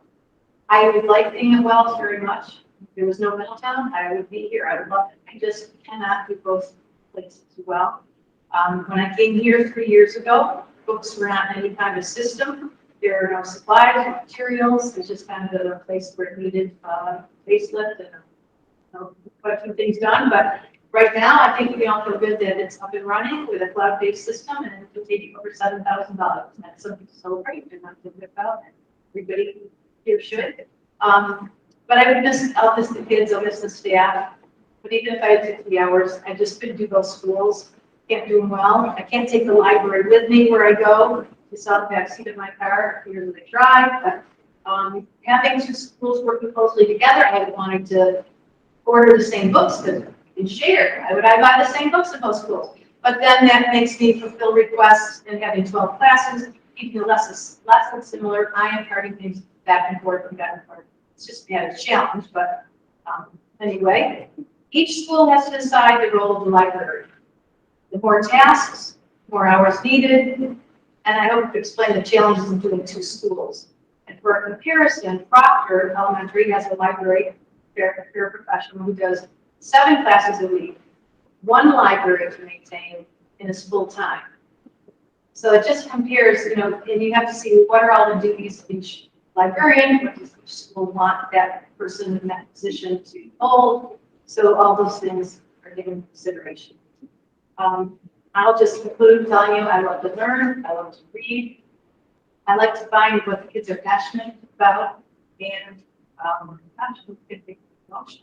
But it just, I'd like to see them, it's rewarding to me when I see them get sparked into finding literature that they like to get.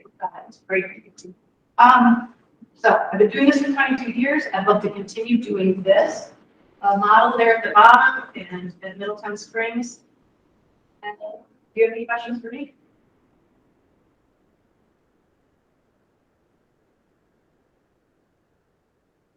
So I want to thank you for all you've done my 11 years. You've had recall that thought of being a librarian. So And I would echo that too, since we've been here working together, it's with what we've been able to do and how we got to celebrate last year.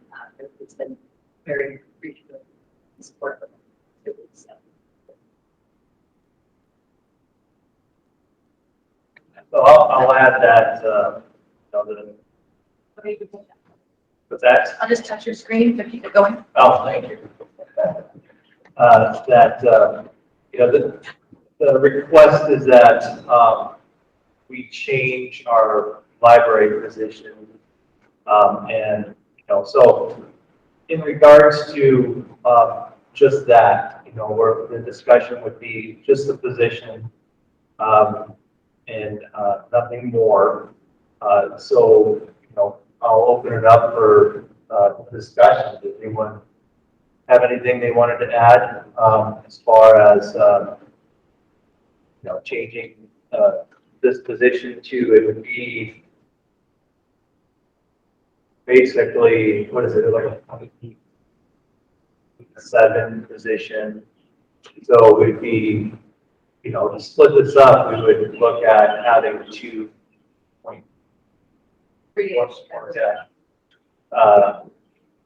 positions as opposed to 1.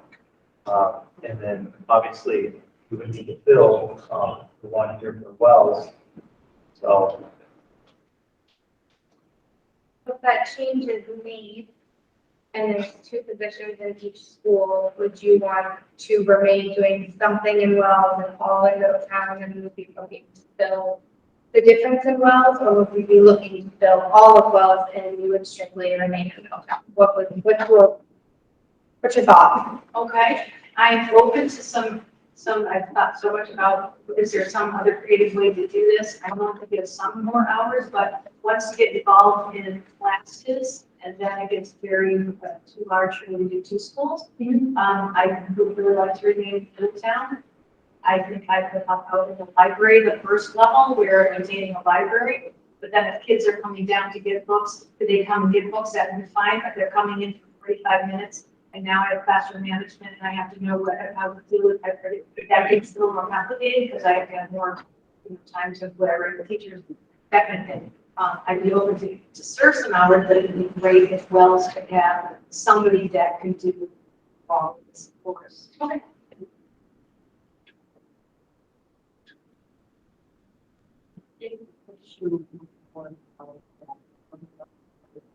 A sin person said anything that was important. It was a part of that.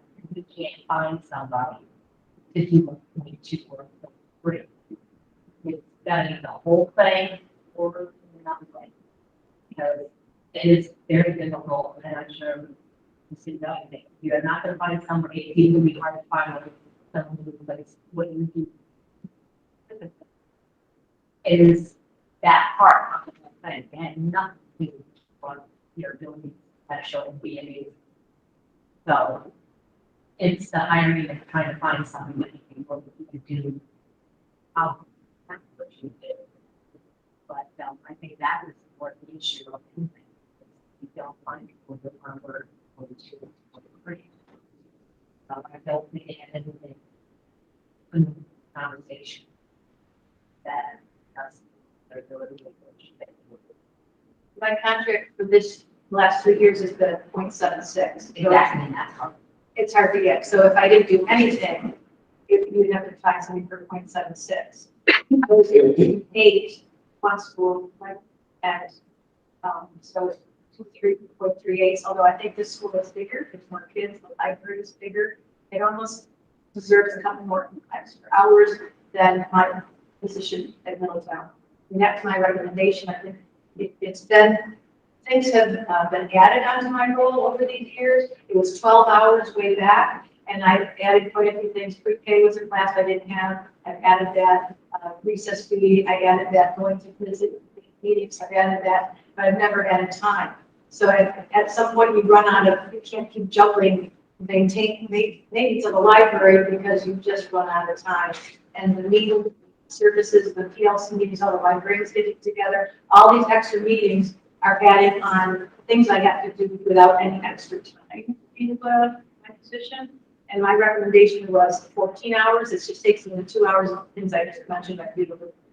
So 14 hours in Middletown, I'd say at least 15 hours was my recommendation. And I know it's hard to find part-time people, it's hard to find the money to pay them too. And I know you're up for a challenging thing, but I'm just sharing, my heart, my desire, and I know you just make some.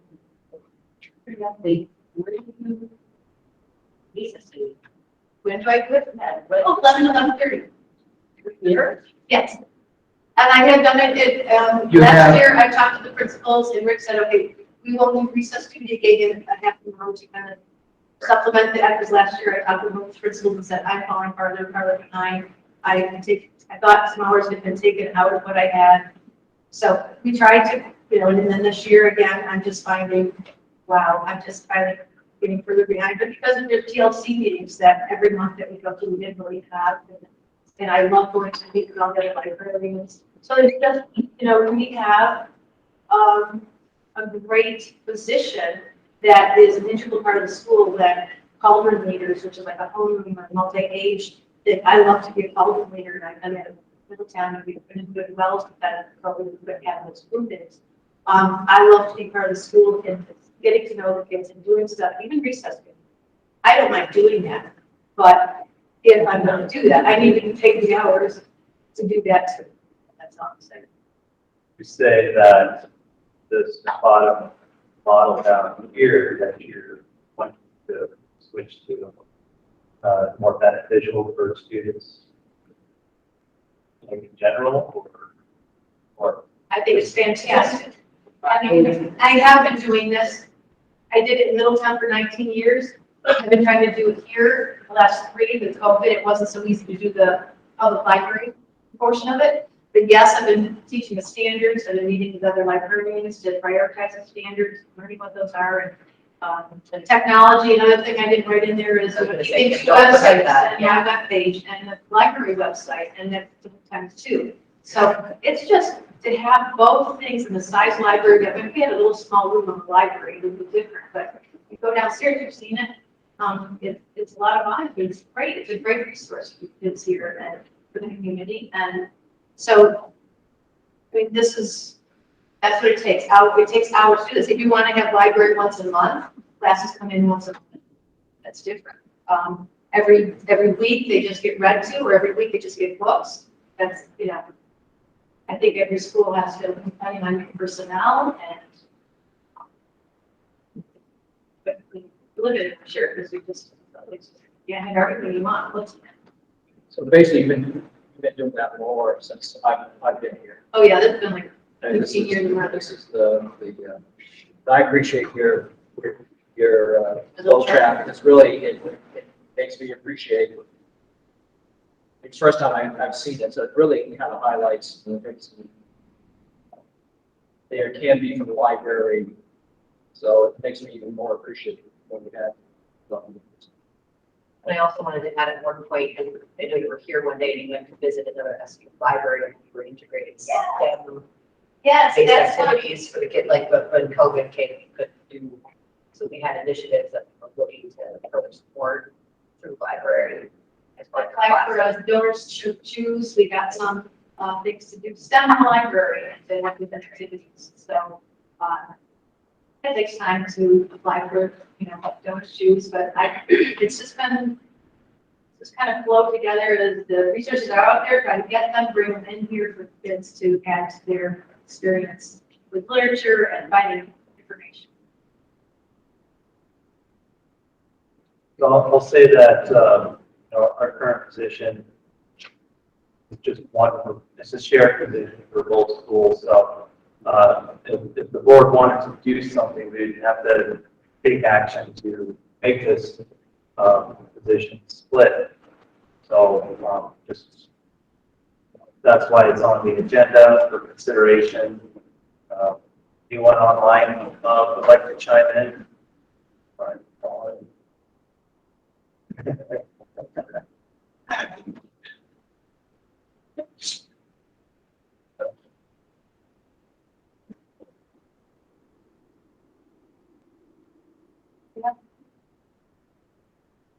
That's the idea. That's what I'm talking about. So, we didn't talk about it, extensively last month, but, other than that, can't really elaborate.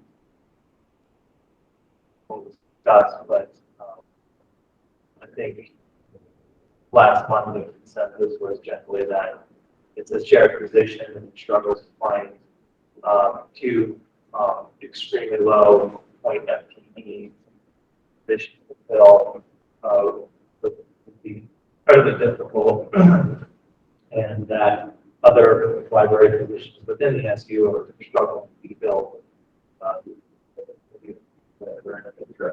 At one point, full-time library staff. So we had seven schools. So, Everyone on Kim's. I'm on Kim's. Do you have any friends to send there? I tried, but in place, I tried. But I do want to say for Kim, you are under the instructional IA contract, right? And I will say that you don't have a license, library license, correct? But you have always amazed me for what you have done. So you may not be a teacher license-wise, but I would say you are.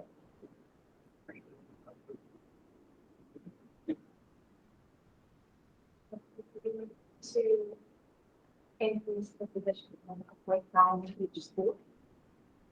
Would that be able to fill it? We get 0.5 in middle term and 0.5 in yellow rather than either 0.38, that's a random number. So if we're looking to change, would it make sense to make it a change? Then you're having to go on. It's okay, But it would be more, 50/50 is a full-time, which you don't have full-time right now. I'm willing to be 14 hours, which is an 18, which is half. 50% would be 18.75 or 18.5. And I'm willing to do 14. There's some extra hours that are written in my contract because if kids are done, I work a little longer at the end of the year to do the process, to get books, and at the beginning of the year to process books. So the contract always reads, I have something I can give you to help you with your decision about what the contract has been like for this one school, and what is it. I don't want to get into that contract. Right. I'll leave that with you. It helps get that information in front of me, what things have been added to this position. And again, you can choose not to have the library and be a part of these other things, the PLC groups, or, Yes. there's a lot of options. Yeah, it's not a bad option, but I don't know. It might still be the same situation for filling a position. And then, like by the.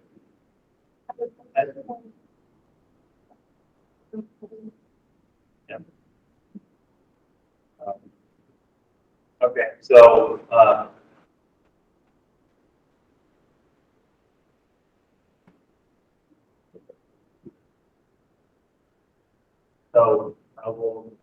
I'll do is, George, thought. I don't want to, and again, I'm appreciative of everything you've done. What I don't want to do is end up with one school with no library. Matt? Yeah, I'm same boat as George. Really appreciative of your energy and what you bring to both schools, and yeah, I don't want to lose the library. So Meredith? Yep, right there. All right.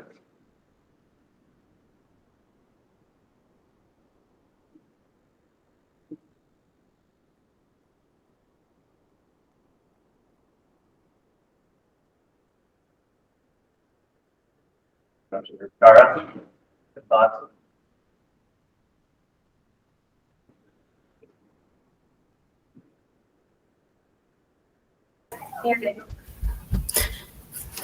Yes, I have thoughts. Can I articulate them right now? Not especially. I mean, like, I think at the heart of it are, we've gotten great service for a really long time, and that position has been built up into something that's no longer manageable within our contract guidelines or for one person or both. Do we scale back our expectations? I don't know the answer. And I can only hear like 2/3 of what's being said in the room, so I don't want to like jump in with something that's already been ruled out as an option. Sorry about that. Yeah, I think we missed a fair amount of what Amanda was saying to you. Oh, I'm sorry. I was saying, I think maybe what you missed was I suggested a 0.5 position for Middletown and a 0.5 position for Wells, increasing the full position to full-time. But it sounded like Kim thought that was still maybe not super beneficial, but maybe beneficial. So I guess my thought was just, do we increase it to a full-time position and split it in half? Or do we still try to find somebody at a random 0.38 number that I'm not sure we're going to fulfill in 3 months? So I think that makes me more nervous than not making a change to increase something that we could fill maybe more easily.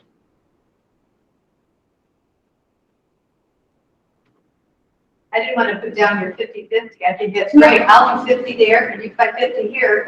But I was willing to do a little less than 50. And if you wanted to put more hours here and I have less, that is fine with me because I think that's pretty equitable how it should go. If you want to try to find a full-time person and you were going to end up not finding a full-time person, I've gone away and I don't know if I'm still available. Do I come back after 22 years and now I start all over? Or is it I'm continuing my 23rd year? Or can we find somebody and I have to say goodbye now, but we don't know who's out there, so I don't know what you're willing to try to do. So Kim, what could we take off the plate to get more manageable volume? Or I have been thinking about that a lot for probably a month now. How can I do both? How can I do both? And whenever I think of, okay, what if I did, once a month and I change, but still the changing and having 2 libraries to maintain and to order for and to, it's just, even if I did part-time, like I was only at Middletown half of the year and half of the year here, I thought of it for a while. I said, oh, okay, if the schools are willing to have every other week library, not every week. Wow, maybe I'm thinking, what? I'm carrying stuff back and forth still. I've got 2 libraries to maintain. How does that? Well, I have half the time, but still all the frustration of trying to maintain 2 buildings, being in 2 schools, Lynchville Park. How do you? It just, when you break it down and how I've thought about it over the weeks, I just thought, no. It used to be a position for 3.5 days, I believe. Before I got here, there was another librarian, 2 or 3 librarians back. So I think it was 3.5 days for this building. So, to have one person, if you want to go look for 1.0 full-time person to do both schools, the challenges are still there. To take care of 2 libraries, to maintain 2 libraries full-time. I even said 50 hours. I can't. I don't know. Well, I think what we'll probably do is we do have this, we can finish this, we'll finish this conversation in executive session. I think that would be a good point at this time put forward. So we do have we do have that on there on the agenda already. So we'll go ahead and postpone this conversation and finish the executive session. And then we'll just move on for now and go and just finish up with policy.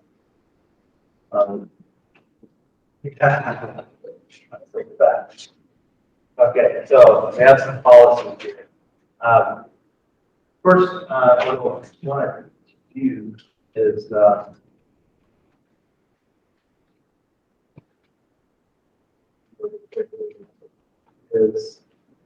don't have the report, but I'll probably start doing policy committee reports for board meetings going forward. But just really quickly, the policy committee met last week, and we had 5 policies that came back last month. And so we reviewed all of them. The G6 that was sent back, we'll see these probably for first reads this month, if I remember correctly. So they these policies that were returned, we reviewed. It should be. Oh, wait, one second. Yeah, it is. Okay. So, okay. All right. So we did make changes to that policy. You know, the best that we could with the information that you provided to. So that's in there. H3 that was sent back. We ended up not making changes to that one. That one's going to go back to that perspective for clarification. F17, and what we also have been doing is highlighting any changes in red, pretty significant changes in red, and strikeouts to make it easier just to navigate changes. So the significant change with F17 was just to add guardian and guardians where parent was present. F18, I think there was just made some text changes to that. Nothing that really changed the policy. And then F19. So this one was set back because it kind of conflicted with another policy that we had. So the committee decided to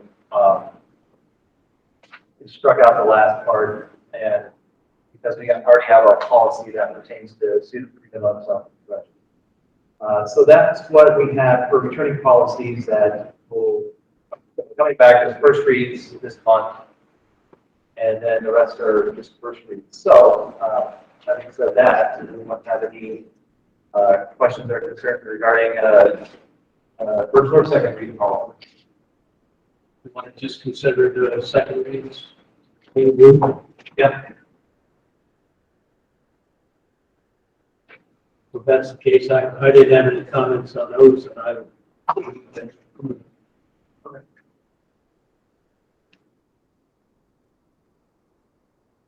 Right.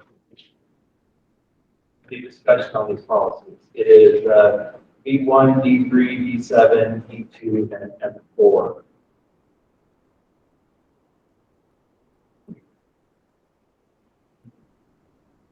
They're done. All those in favor?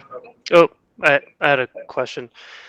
So E2 was with everything happening in Texas was sort of had my attention. Curious if there was any language we could put in here about like the physical school. For example, let's just say disease epidemic. If there's a plan for ventilation, or for example, intruders, the presence of specific types of doors, or So something regarding the school's physical preparedness for some of these things. If there's a checklist or if there's a list of things that the schools could just say that they're on board with, they've have the specific materials they need. Right, so I think I know what you're saying, you know, as far as, when it comes to, like a specific response, those, would be like safety and security issues which are not made public. And those are done internally, within the schools. And correct me if I'm wrong. That's correct. Okay, so those aren't going to be in the policy. And so, and as far as a disease, we talked about this actually quite a few months ago. Cara brought it up, I believe. And that is, I wouldn't call it like a crisis, but something that pertains to illness, if I remember correctly. And that is something that is coming up through the policy committee eventually. So it's on there, it's on the work plan, but so I don't know if that answers your question. I guess what I'm looking for is like specific guidelines that each school could follow based off of guidance from the supervisory union about like what makes a safe school, in terms of like, like I said, ventilation or properly securing doors or what have you. But you're saying that that's done separately. That doesn't necessarily, if there's a policy or if there's procedures that ensures that all schools check the box for all of those things, then I'm cool with that. But if this is an opportunity to update, to make sure that all the schools are safe for various things physically, I'm talking about the physical structures, then yeah, I mean maybe it could be added, if that makes sense. Matt, I think I understand what you're saying. I think we talked about this in policy committee, and we decided not to include any specifics such as locking doors or making changes because each school does something different. Each school has a different plan. So if said bad guy reads our policy and finds we're doing A, B, C, and D, then they will already know what we have in place. So I think that was my recollection of what we discussed in the committee, was that we weren't giving any specifics, even something like locking doors or what we do in drills or anything like that, because that's given kind of is that in the handbook, Chris? Isn't that given to like necessary family and students, but just not public in the policy? We will just provide broad overview of these purchase application plans that we have in place, both with the building. I know that I've been working the SU-wide purchase operations plan team to kind of update things, but each of our manuals will have specific, ways to respond to a variety of instances that will not be put out public.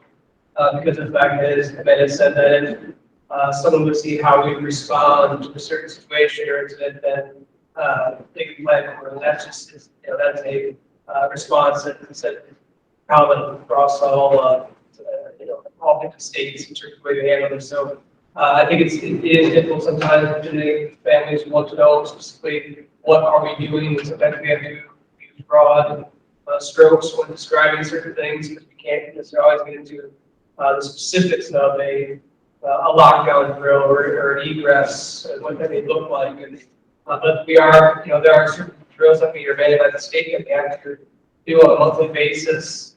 And Rachel Liz have seen that, they're aware of that. And I think we start doing tabletop exercises with other schools where we work that next year. All of our schools will go through these 1 to 2 tabletop exercises, which is it's an emergency response, and local authorities, in terms of so everybody's on the same page. So if there was an incident with abuse to hazardous materials or some of the lines that we all kind of got the same page in terms of what that response would be and what it would look like. And I know when we did this with, over only, this past spring, and it was Rutland, was well received by all parties and were that also. There are a lot of things in there, but you're right, that there's it is something which we're continually looking to update. And I understand exactly where you're coming from. Just want to ensure that we are doing everything we can to our schools and facilities are as safe as possible making.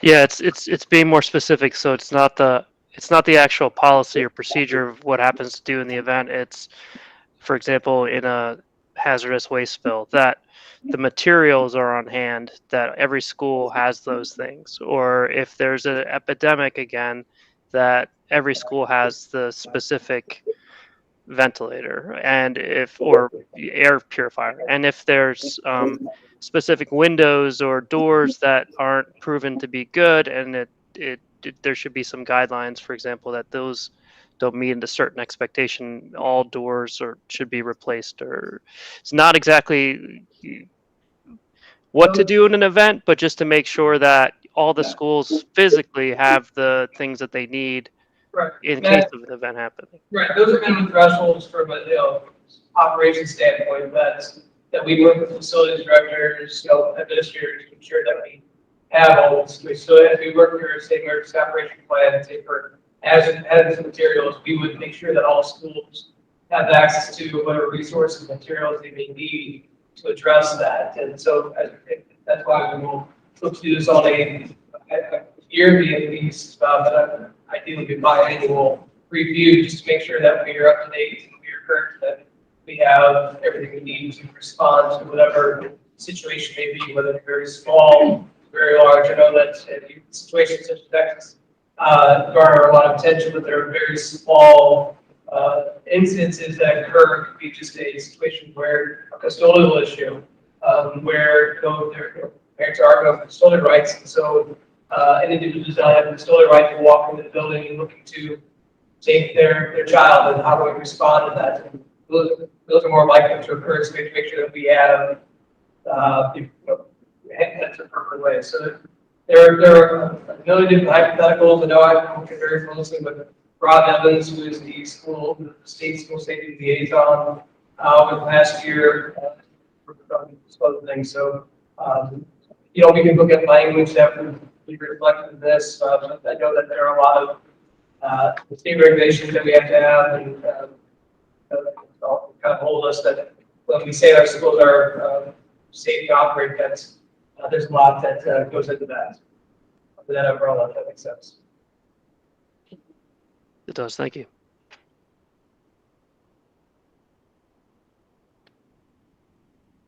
Okay. So George made a motion to adopt these policies.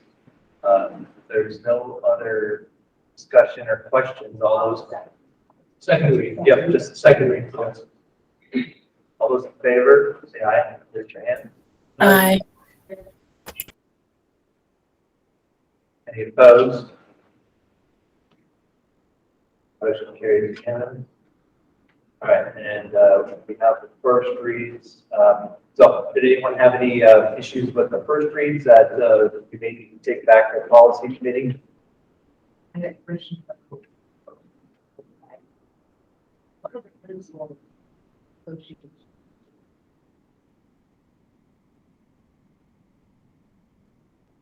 EPA, the program to confirm fully rules and regulations. What are they? There's sport activity specific, so we can make more high school. I mean, I'm sure If you go on the EPA site, you can actually get through a document that lists all the sports. Let's start with one of the rules with. In that specific one. yes, they're on that side. So if you look at like basketball, there'll be a set of rules taken to basketball or soccer. A lot of them don't get down to elementary level, but there's the National Federation of High Schools. So that one that come up with all the ones. And some of that trickles down. This is I don't know how to. For you, she. For the folks. And then.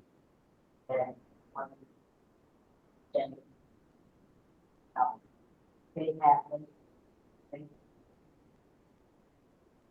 I mean, most of the time, it's not, I'm looking at the, but it's funny, not problem.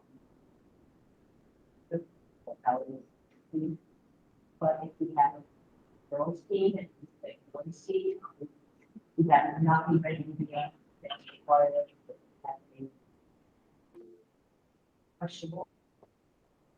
We play or or. So I think Mary's the same. I can't hear Sue at all. The current sporting issue that we're having that involves students with identity issue, I don't want to call it issue, I don't know how to want transgender, how do they participate in sports to this grade level? Are we going to allow them to play boys, girls, or how do you? Because it's going to come up a question, sorry, question already, so. I see nothing written in here for this, I don't know if that's something for the include, how do we do it? I need you, when you turn around, I can hear you, but when you turn back to the table, I can't hear you anymore. Well, it's just questions, I don't know how to use the transgender issue with the Right. sporting. I'm I not mean, sure. are we talking about a specific policy or like proposing a new policy? No, it's F8 and just maybe putting something in there that has something to do with that, because at some point soon, I'm gonna feel it's gonna show up. Chair Roberts, just maybe bring it back to the policy, but you just issued transgender athletes. Explore the policy. That's my other question, that I don't know how you want to go. Well, we'll just bring it back and have a discussion.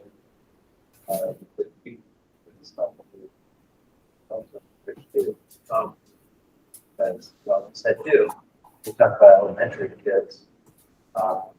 It's usually co-ed, because it's small. Small claims, but then if you If you get into high school teams that, you have restricted boys, restricted girls, I understand. Weird. I mean, and I feel like there's probably some legal precedents that should guide the policy. I mean, I don't know as the Supreme Court has ruled, but I feel like there's got to be some state rulings that we can kind of rely upon. There are, we can talk about policy, so. What was that? And I'm going to say that, if we did anything to this policy in that regard, to have legal counsel, be updated constantly. to have legal counsel. Or we'll come to that one. Okay, so we'll send that date back. Any other policy? 17, the administration of the organization. We have, I know that basically requires the high school, but we don't do that for elementary level. Is somebody like I can barely hear. I'm sorry. My question was the administration of physical examinations or screenings that the school district may administer to a student. High school, I know they do that, but we don't do that to elementary level. That was my question on that.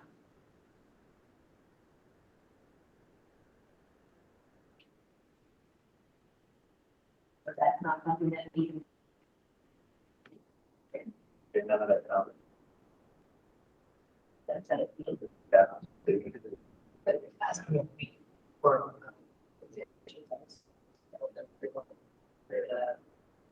That's 17-7. Yes. Yeah. No, but we had consideration for the telehealth, where there's a room of doctor themselves, it's not the same type of examination. I mean, I don't know if you guys' voices have just gotten tired or if there's an actual technical issue, but it sounds like Charlie Brown's teacher. Oh, sorry about that. For The answer is everything of the last like 3 minutes. entry level, we do not. Okay, so this is not pertaining to the elementary level, it's just And then maybe you might want, I don't know how you want to consider that, eventually, but I think we start doing that. Okay, Well, I mean, I'll be honest. I didn't hear anything you said when I was trying to find the policy, so I don't know where you're talking about. Okay. It's, Sorry. it's number 5, it says the administration of physical exams screens to the school and district may administer to a student. The high schools, they always did the dancing big sports. Yep. And this doesn't mention anything, the fact that elementary level, we don't do it. Okay. Well, what I'll do is because when you look at number 5, you see that little 8 after the end there. Yep. That's referencing the statute. It's referencing 20 USC. So, you know, there might be more information changes to that legal statute. So, you know, number 5 may not specifically spell out that, but it might be, there might be more information in that statute. So,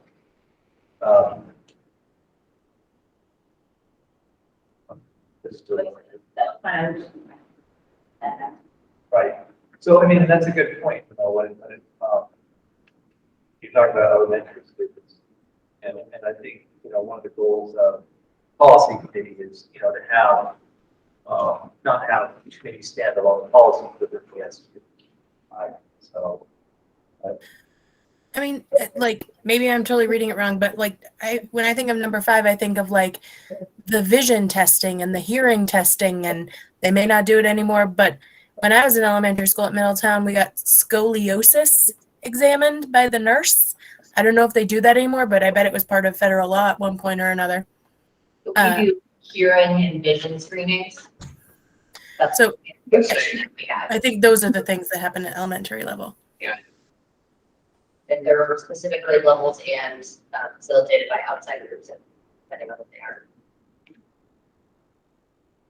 Do you have anything else? No. And for the question, FAQ, second part, educational guidelines on these school district fundraisers that occur during they will be USDA mark nutritional. They can't hear you. The school district fundraisers that occur during the school day will meet the USDA Smart Stacks nutrition standards, and I was just like, if it's a fundraiser. Which one is this, please? F18. So if you do a fundraiser, you can't have snacks once the one meets this. So I'll look into that. I do believe it's when, it's during lunch hours or during hours that feel absurd, but I think if it's outside of those hours, let's say big sale after school, then it's not those same standards, but it's being done during lunch. And I think that's, so I do believe that's. I mean, and again, it makes us be in compliance with the food standards, which provides food for low-income families. So if they can't sell cupcakes during the school day, I feel like that's an absolutely fair trade-off.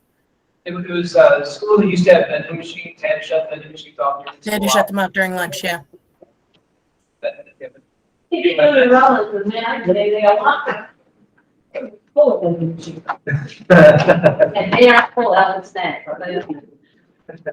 Talk about now or Now, I like working in high school. Good set.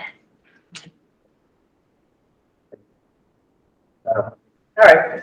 So if there's no other questions, maybe I just call it. I don't have the policy in front of me, but I wrote a note down for G6.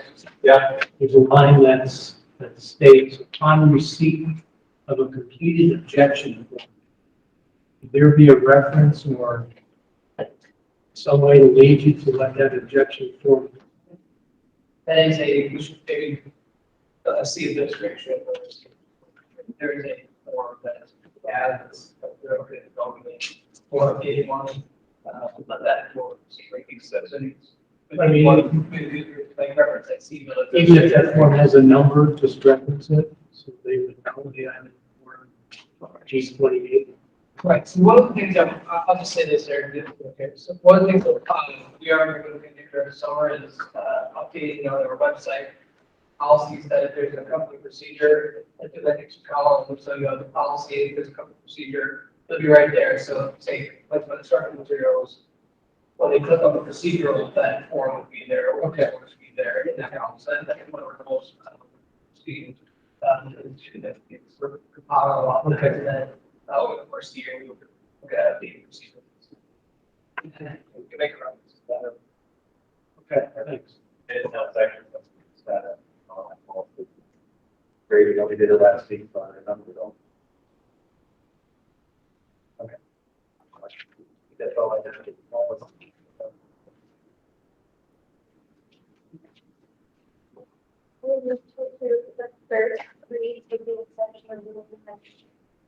Going back. I don't think we have to. Okay. We don't need a motion, so we're just. Okay. It's the, yeah, it's the value. Oh, yeah. All right, so. And I do think Shauna will be taking minutes as well, so. So if there's a question about motion, you just probably should just. There's no motion. Yeah, right, yeah. Yeah, no, we don't need to talk, the first read policy.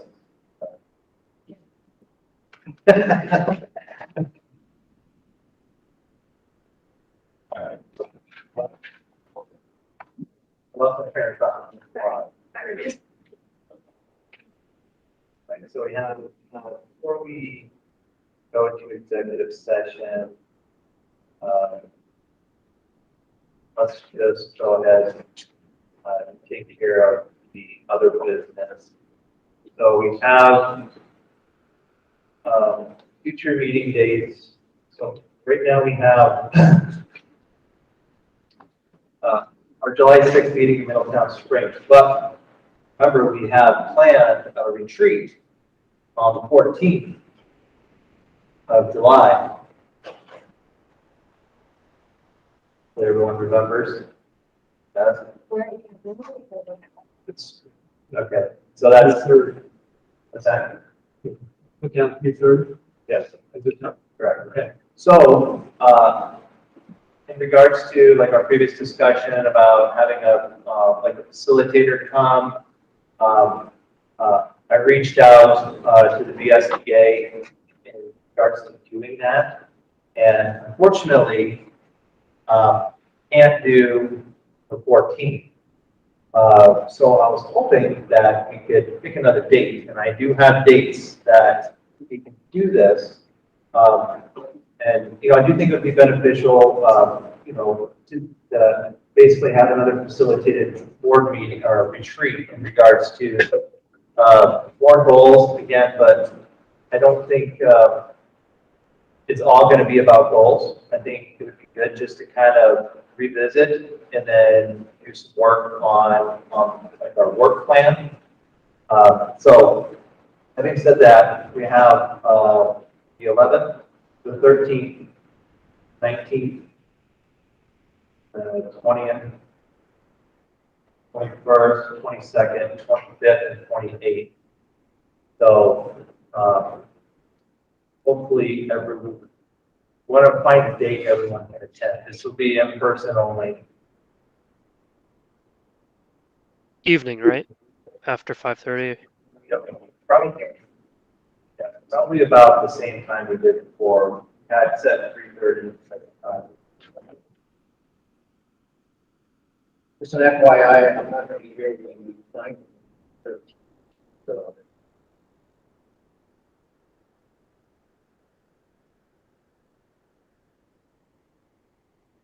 Oh, Carol, you're invited too.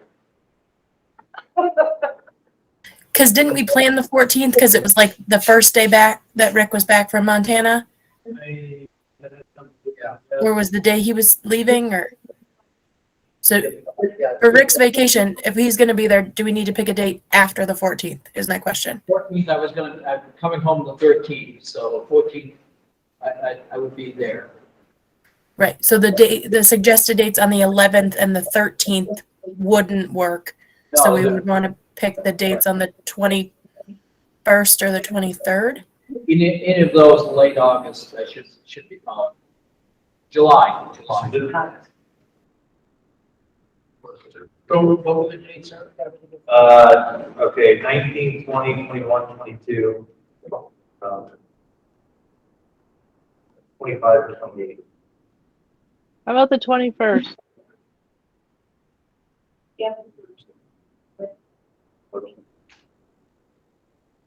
The 21st, we have the GRCC admin retreats, same thing, so, we could just have just an all-day retreat, just on one or the other. But other than that, 22nd?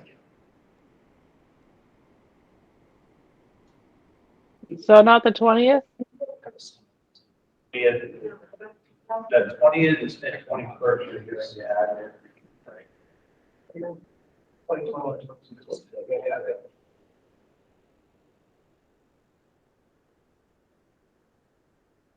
I will say this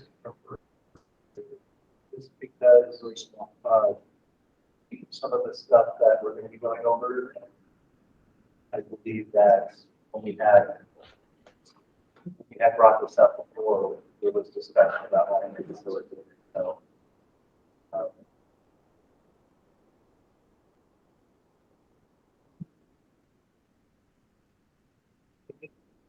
21st works.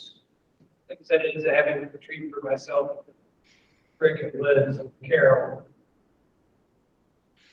And that goes to 4 o'clock, which is, we need some time to get set in our office, so we need 40 minutes down. So, yeah.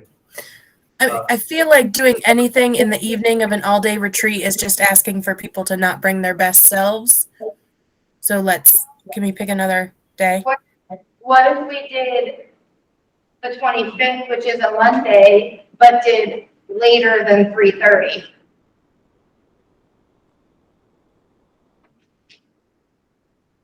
25th is a Monday. Yeah.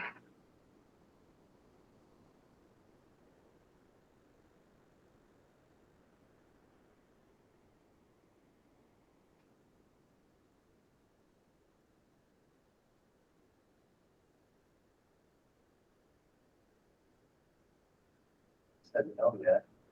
Yeah. Maybe we could do later in the day on a Monday? It works for me. I just can't leave work early on a Monday. And the other Thursday, I'm out of town.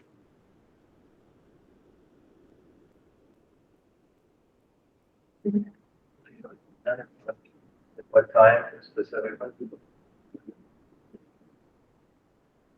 So decided on like an earlier time. I could do 4:30.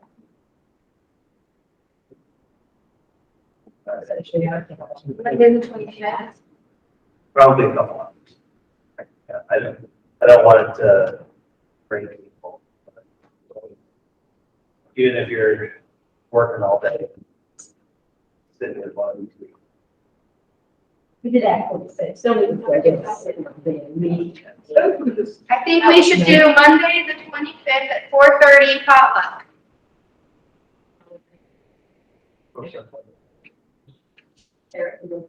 We can take it upon ourselves to decide what we're all bringing at a later time. Yeah, bring food, yeah, I think for a week, start thought. Perfect.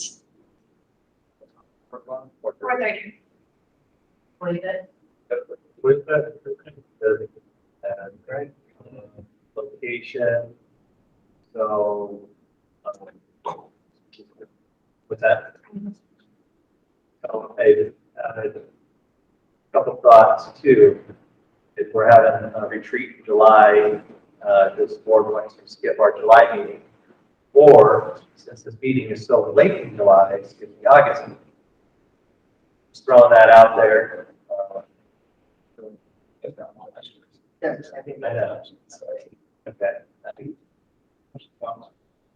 So, Get close to school, which any changes. we also have the facilities meeting. Third of all. That's what I had. I've got it on the. Right, it's probably September. Come on. I would be in favor of keeping both July and August. I feel like last year when we skipped a month, we came back kind of hectic. So even if it's a quick meeting, at least we have a time to discuss anything that needs to be potentially discussed. Alright. But I'm not fine.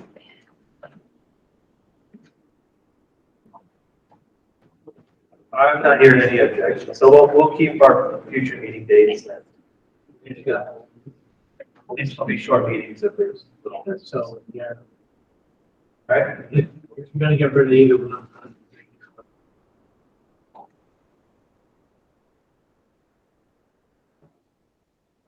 No, I just thought I'd run that.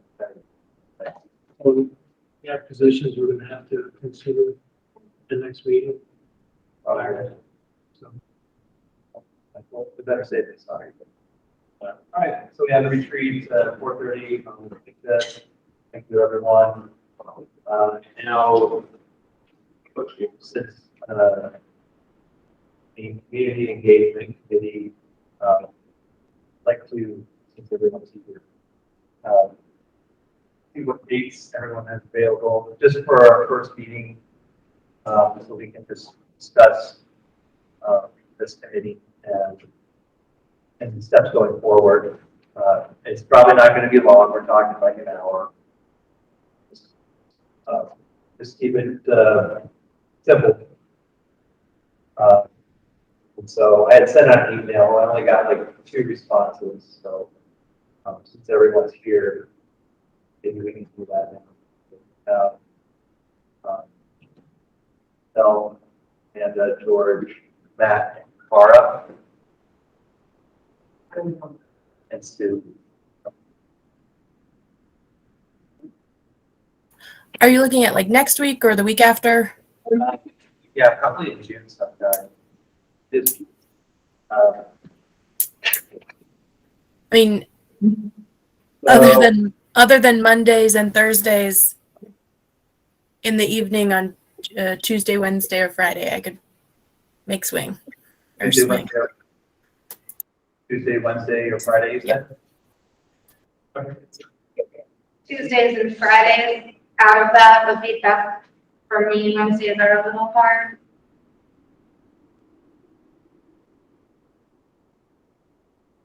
So we have 14.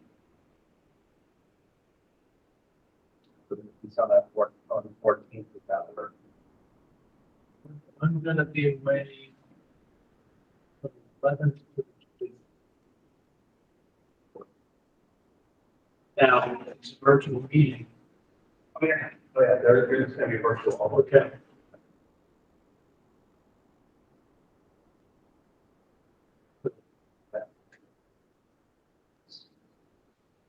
Yeah, so, for this, Oh, June 4th. Yeah. What? I had that. Okay, I don't know, yeah, talk about that, okay. Sure. Okay, Matt, does the 14th work for you? It does. And about what time do you guys think it? Normal time, 6 o'clock, 5 o'clock? I would say no earlier than 5:30, just so I can like get home and give the kids dinner. 6 would be best.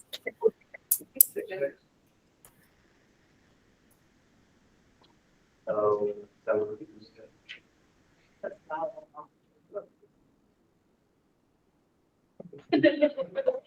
14. Yeah. At 6 o'clock. All right, cool. Just quickly invite. So, all right, great. Thank you, everyone. And so, there's no other business. that needs to come forward before, we'll look for a motion to executive session for personnel and contractual. I'll make it. All right, so we do have a separate link for that. All those in favor of moving into executive session, please say aye. Aye. Aye. We'll move into executive session at 8:57. We're out of executive session at 9:40 by consensus. So if there's, well, what's the pleasure of the board?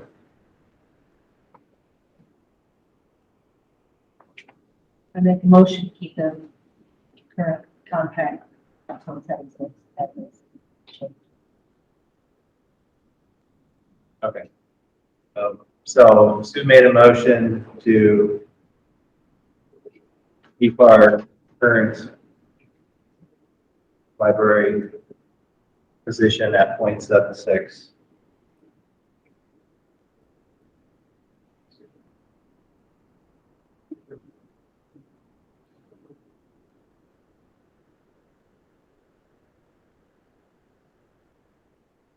Any discussion on this?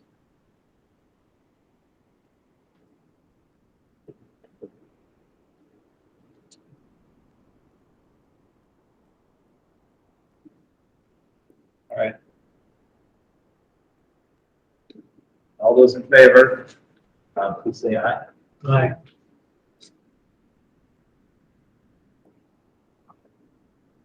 Any opposed? Say no. Aye. Okay. So, actually, well, we should technically do a roll call since it's not unanimous. So we'll do other roll call in effect. George? Yeah. Yes. Yes. Amanda? No. Sue? No. Matt? No. Cara? No. And Meredith? No. Okay, the no's have it. All right, so, so it still remains that, now we need a solution since, the motion was to keep the contract at 0.76. So does someone want to make a motion to change this contract?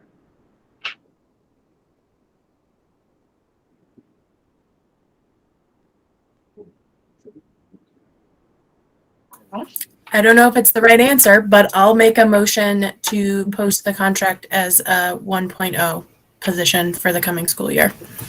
And let's discuss that. All right, Laura made a motion for the contract with you. A 1FTE position. Right. So open that up for discussion. Still a shared position, Correct. just to be clear. Correct. That was my intention to be held by the SU as a shared position between both schools. Chair position, but just increasing the FTE. Right. And the only thing I would say to that is we're not budgeted for that. I don't know what the cost significance would be, but so anyone else have anything to add? Yeah, where's the money gonna come from? So when we're advertising this position, is it for a para or for a teacher? For instructional assistants, Yes, that's what I mean. It's for an instructional assistant. perhaps. Teacher would be much higher cost. Right. So the increase, what is the estimated increase in cost? move to a 1.0 between, the cost would be $10,000. The insurance could be anywhere between 10 to 30,000 additional dollars. So we're looking at anywhere between 10 to $40,000 additional.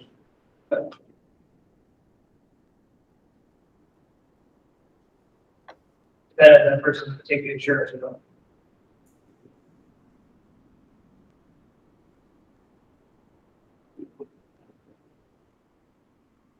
She clearly stated she didn't want to work that many hours, so she's not gonna take the job.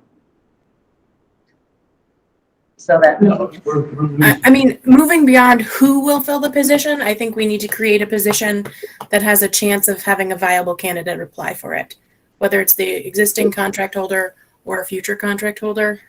well, you just canned the existing contract by putting that motion forward and passing it. So now we have to start worrying about where the money comes for a 0.10. And now you just eliminated the person that might still take it at 0.76, which I doubt is correct. Have eliminated her. That was my other question is, does it have to be someone who takes, it's a full-time position, or can it be split between two people? You split between two people, you're talking more money. You're talking two people that can take insurance instead of one. So your 10 to 20,000 or 30,000 just jumped to be 20 and 50,000 or 40,000. I mean, you just jumped even more. You can't do that. That's just constantly spending money that you don't have, and you're going to get someone that's Well, not qualified. I think the health insurance would be prorated if it was 50-50 split. It's still, there's no money there to start with. That's why it's a 0.76 position. You're still spending money you don't have. And You already budgeted for next year. You did not budget it for a full-time person, much less saying two people taking part-time and two people possibly taking insurance. Not happening. Yeah, and the motion is just to have a share, to change it just to a 1 FTE, but it's still a shared position. So, I mean, you know, we would need to either amend the motion or some way dispose of it and have a new motion. But it, I see the point behind Carr's motion, you know, just to try and expand the opportunity for more people to maybe apply for it. But again, the whole discussion throughout the night is, you know, in regards to whether we want to keep it shared or split it. Tough decision. So, anyone else have anything they wanted to add to this? I just have a clarifying question in terms of the language of the motion. Do I have to clarify in my motion that it could be split by two people, or is my motion as it currently stands to increase the contract to 1 FTE, limiting us to only hiring one person for the role? Yeah, I don't know how much detail I have to go into for how we fill our positions. yeah. Well, that's motion's already made. Just to one FTE, and then George had asked if it was still shared in your response was yes. So again, I think if we wanted to get specific, that would probably be better. But we already have the motion on the floor, so.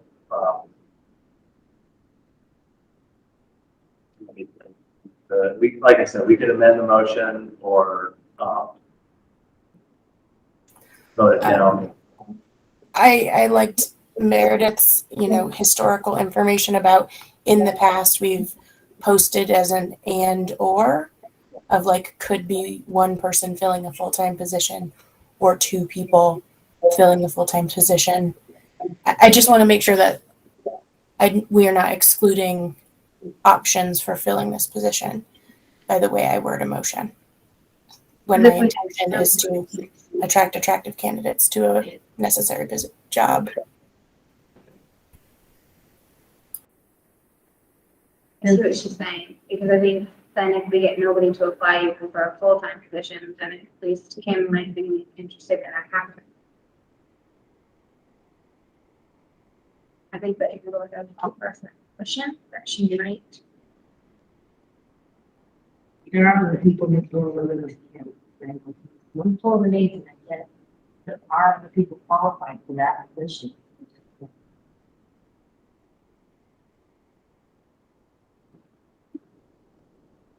Trying to get my 2-year-old mother, maybe other people in my area to do this.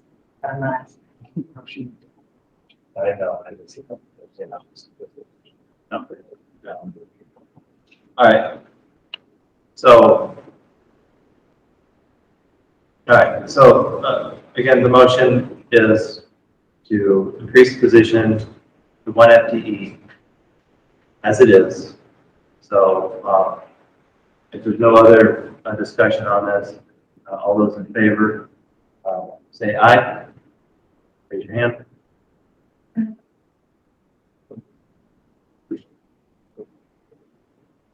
Need no's?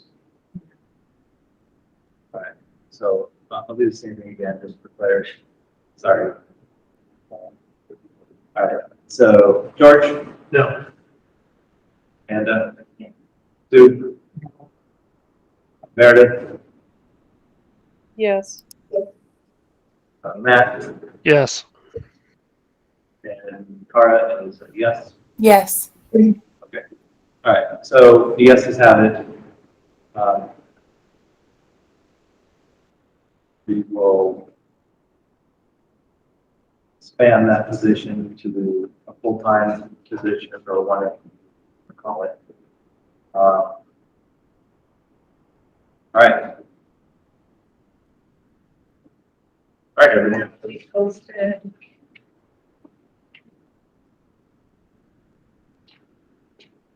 Well, I'm sure it'll be posted. So executive adjustment. Okay. My question. Yeah. So I feel like Liz and I need to talk Kim tomorrow. Was this position a, Well, we're still kind of we're still in open session, so. okay, You know, I would say, just as that motion was, it's, okay. the board did not take any action on changing the position other than find the water. So, that's all there is to it. Okay, so. Does that change the duties at all, It should, get you more time. We'll do these. as far as doing more? I think as we develop a job description, we recommend Liz, Carol wanted to take that into consideration. Okay. We'll see how it shakes out. Okay. Before we adjourn, I remembered what I was forgetting earlier, really quick, and I just wanted to do it that, and I can, you know, I can scan these and send these to you, but we had a couple thank you cards from the staff in regards to the thank you for the pens and donations to, and the donation to the children of Ukraine. We are grateful. The money was sent to help children. That was one card, and there was another one. Very nice gesture, at least tonight. Dear members of the Bell Springs School Board, thank you for making this year's teacher appreciation week so special. Your donation to citizens of Ukraine to provide people with much needed comfort. I appreciate your support and everything you do to help make Wells Village School and Middletown Springs Elementary School such a special school. And that was from Jason Grote. So kind of a nice thank you letter and our cards. So, but having said that, there's no other business. Can we just make sure that the community engagement meeting is posted in our schools soon? I just noticed like some of our stuff hasn't been on the windows, so at least the community engagement Oh, you mean to get the community To engage. I The think agenda? should be posted, yeah, like Or as just soon. post it. I think maybe, so Greg, that's what, put something in the newsletter. Maybe in the newsletter. Morning doesn't really draw people. Yeah. My thought on that is in person, correct? Yeah. Why would you not do a community engagement thing if we're doing in person to interact with the community, bring them all in?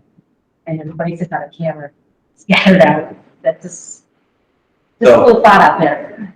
I said earlier that, this is just like our first meeting. Yeah. Where one meets, and we just basically just develop, like a timeline for the committee. This is just like an initial meeting. Yeah, And I wanted to do this like 4 weeks ago. So, I think we're, kind of a little behind on, starting this work. But, this first meeting, we'll be able to go through all this, all of us, we're on this committee, and start kind of planning out. And, obviously I agree, like when we start doing community engagement, absolutely in person is the best way to go. But not everyone, well, we can talk about it in committee, because the virtual option is really convenient for people. It is, it doesn't really, I mean, she showed up for a reason, but in person makes it a difference.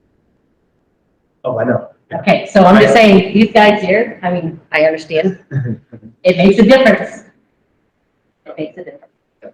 Well, like I said, we'll discuss that in committee and go through all that. But no, I know what you're saying, and it makes sense.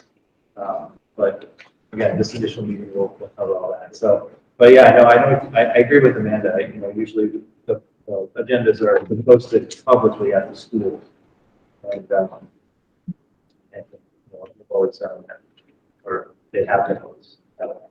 Okay. And with it being, Could I ask the board to provide some clarity to recommend in terms of the focus and the intent of this, well, the language you want to, maybe we work with Rick and Liz on what the purpose of this is. I think that's going to be important as the investment south, like what we're trying to do with this committee. Oh, the community engagement. Yes. Oh, absolutely. Yes, Yeah, so, yeah. that's it. Thank you. Yeah.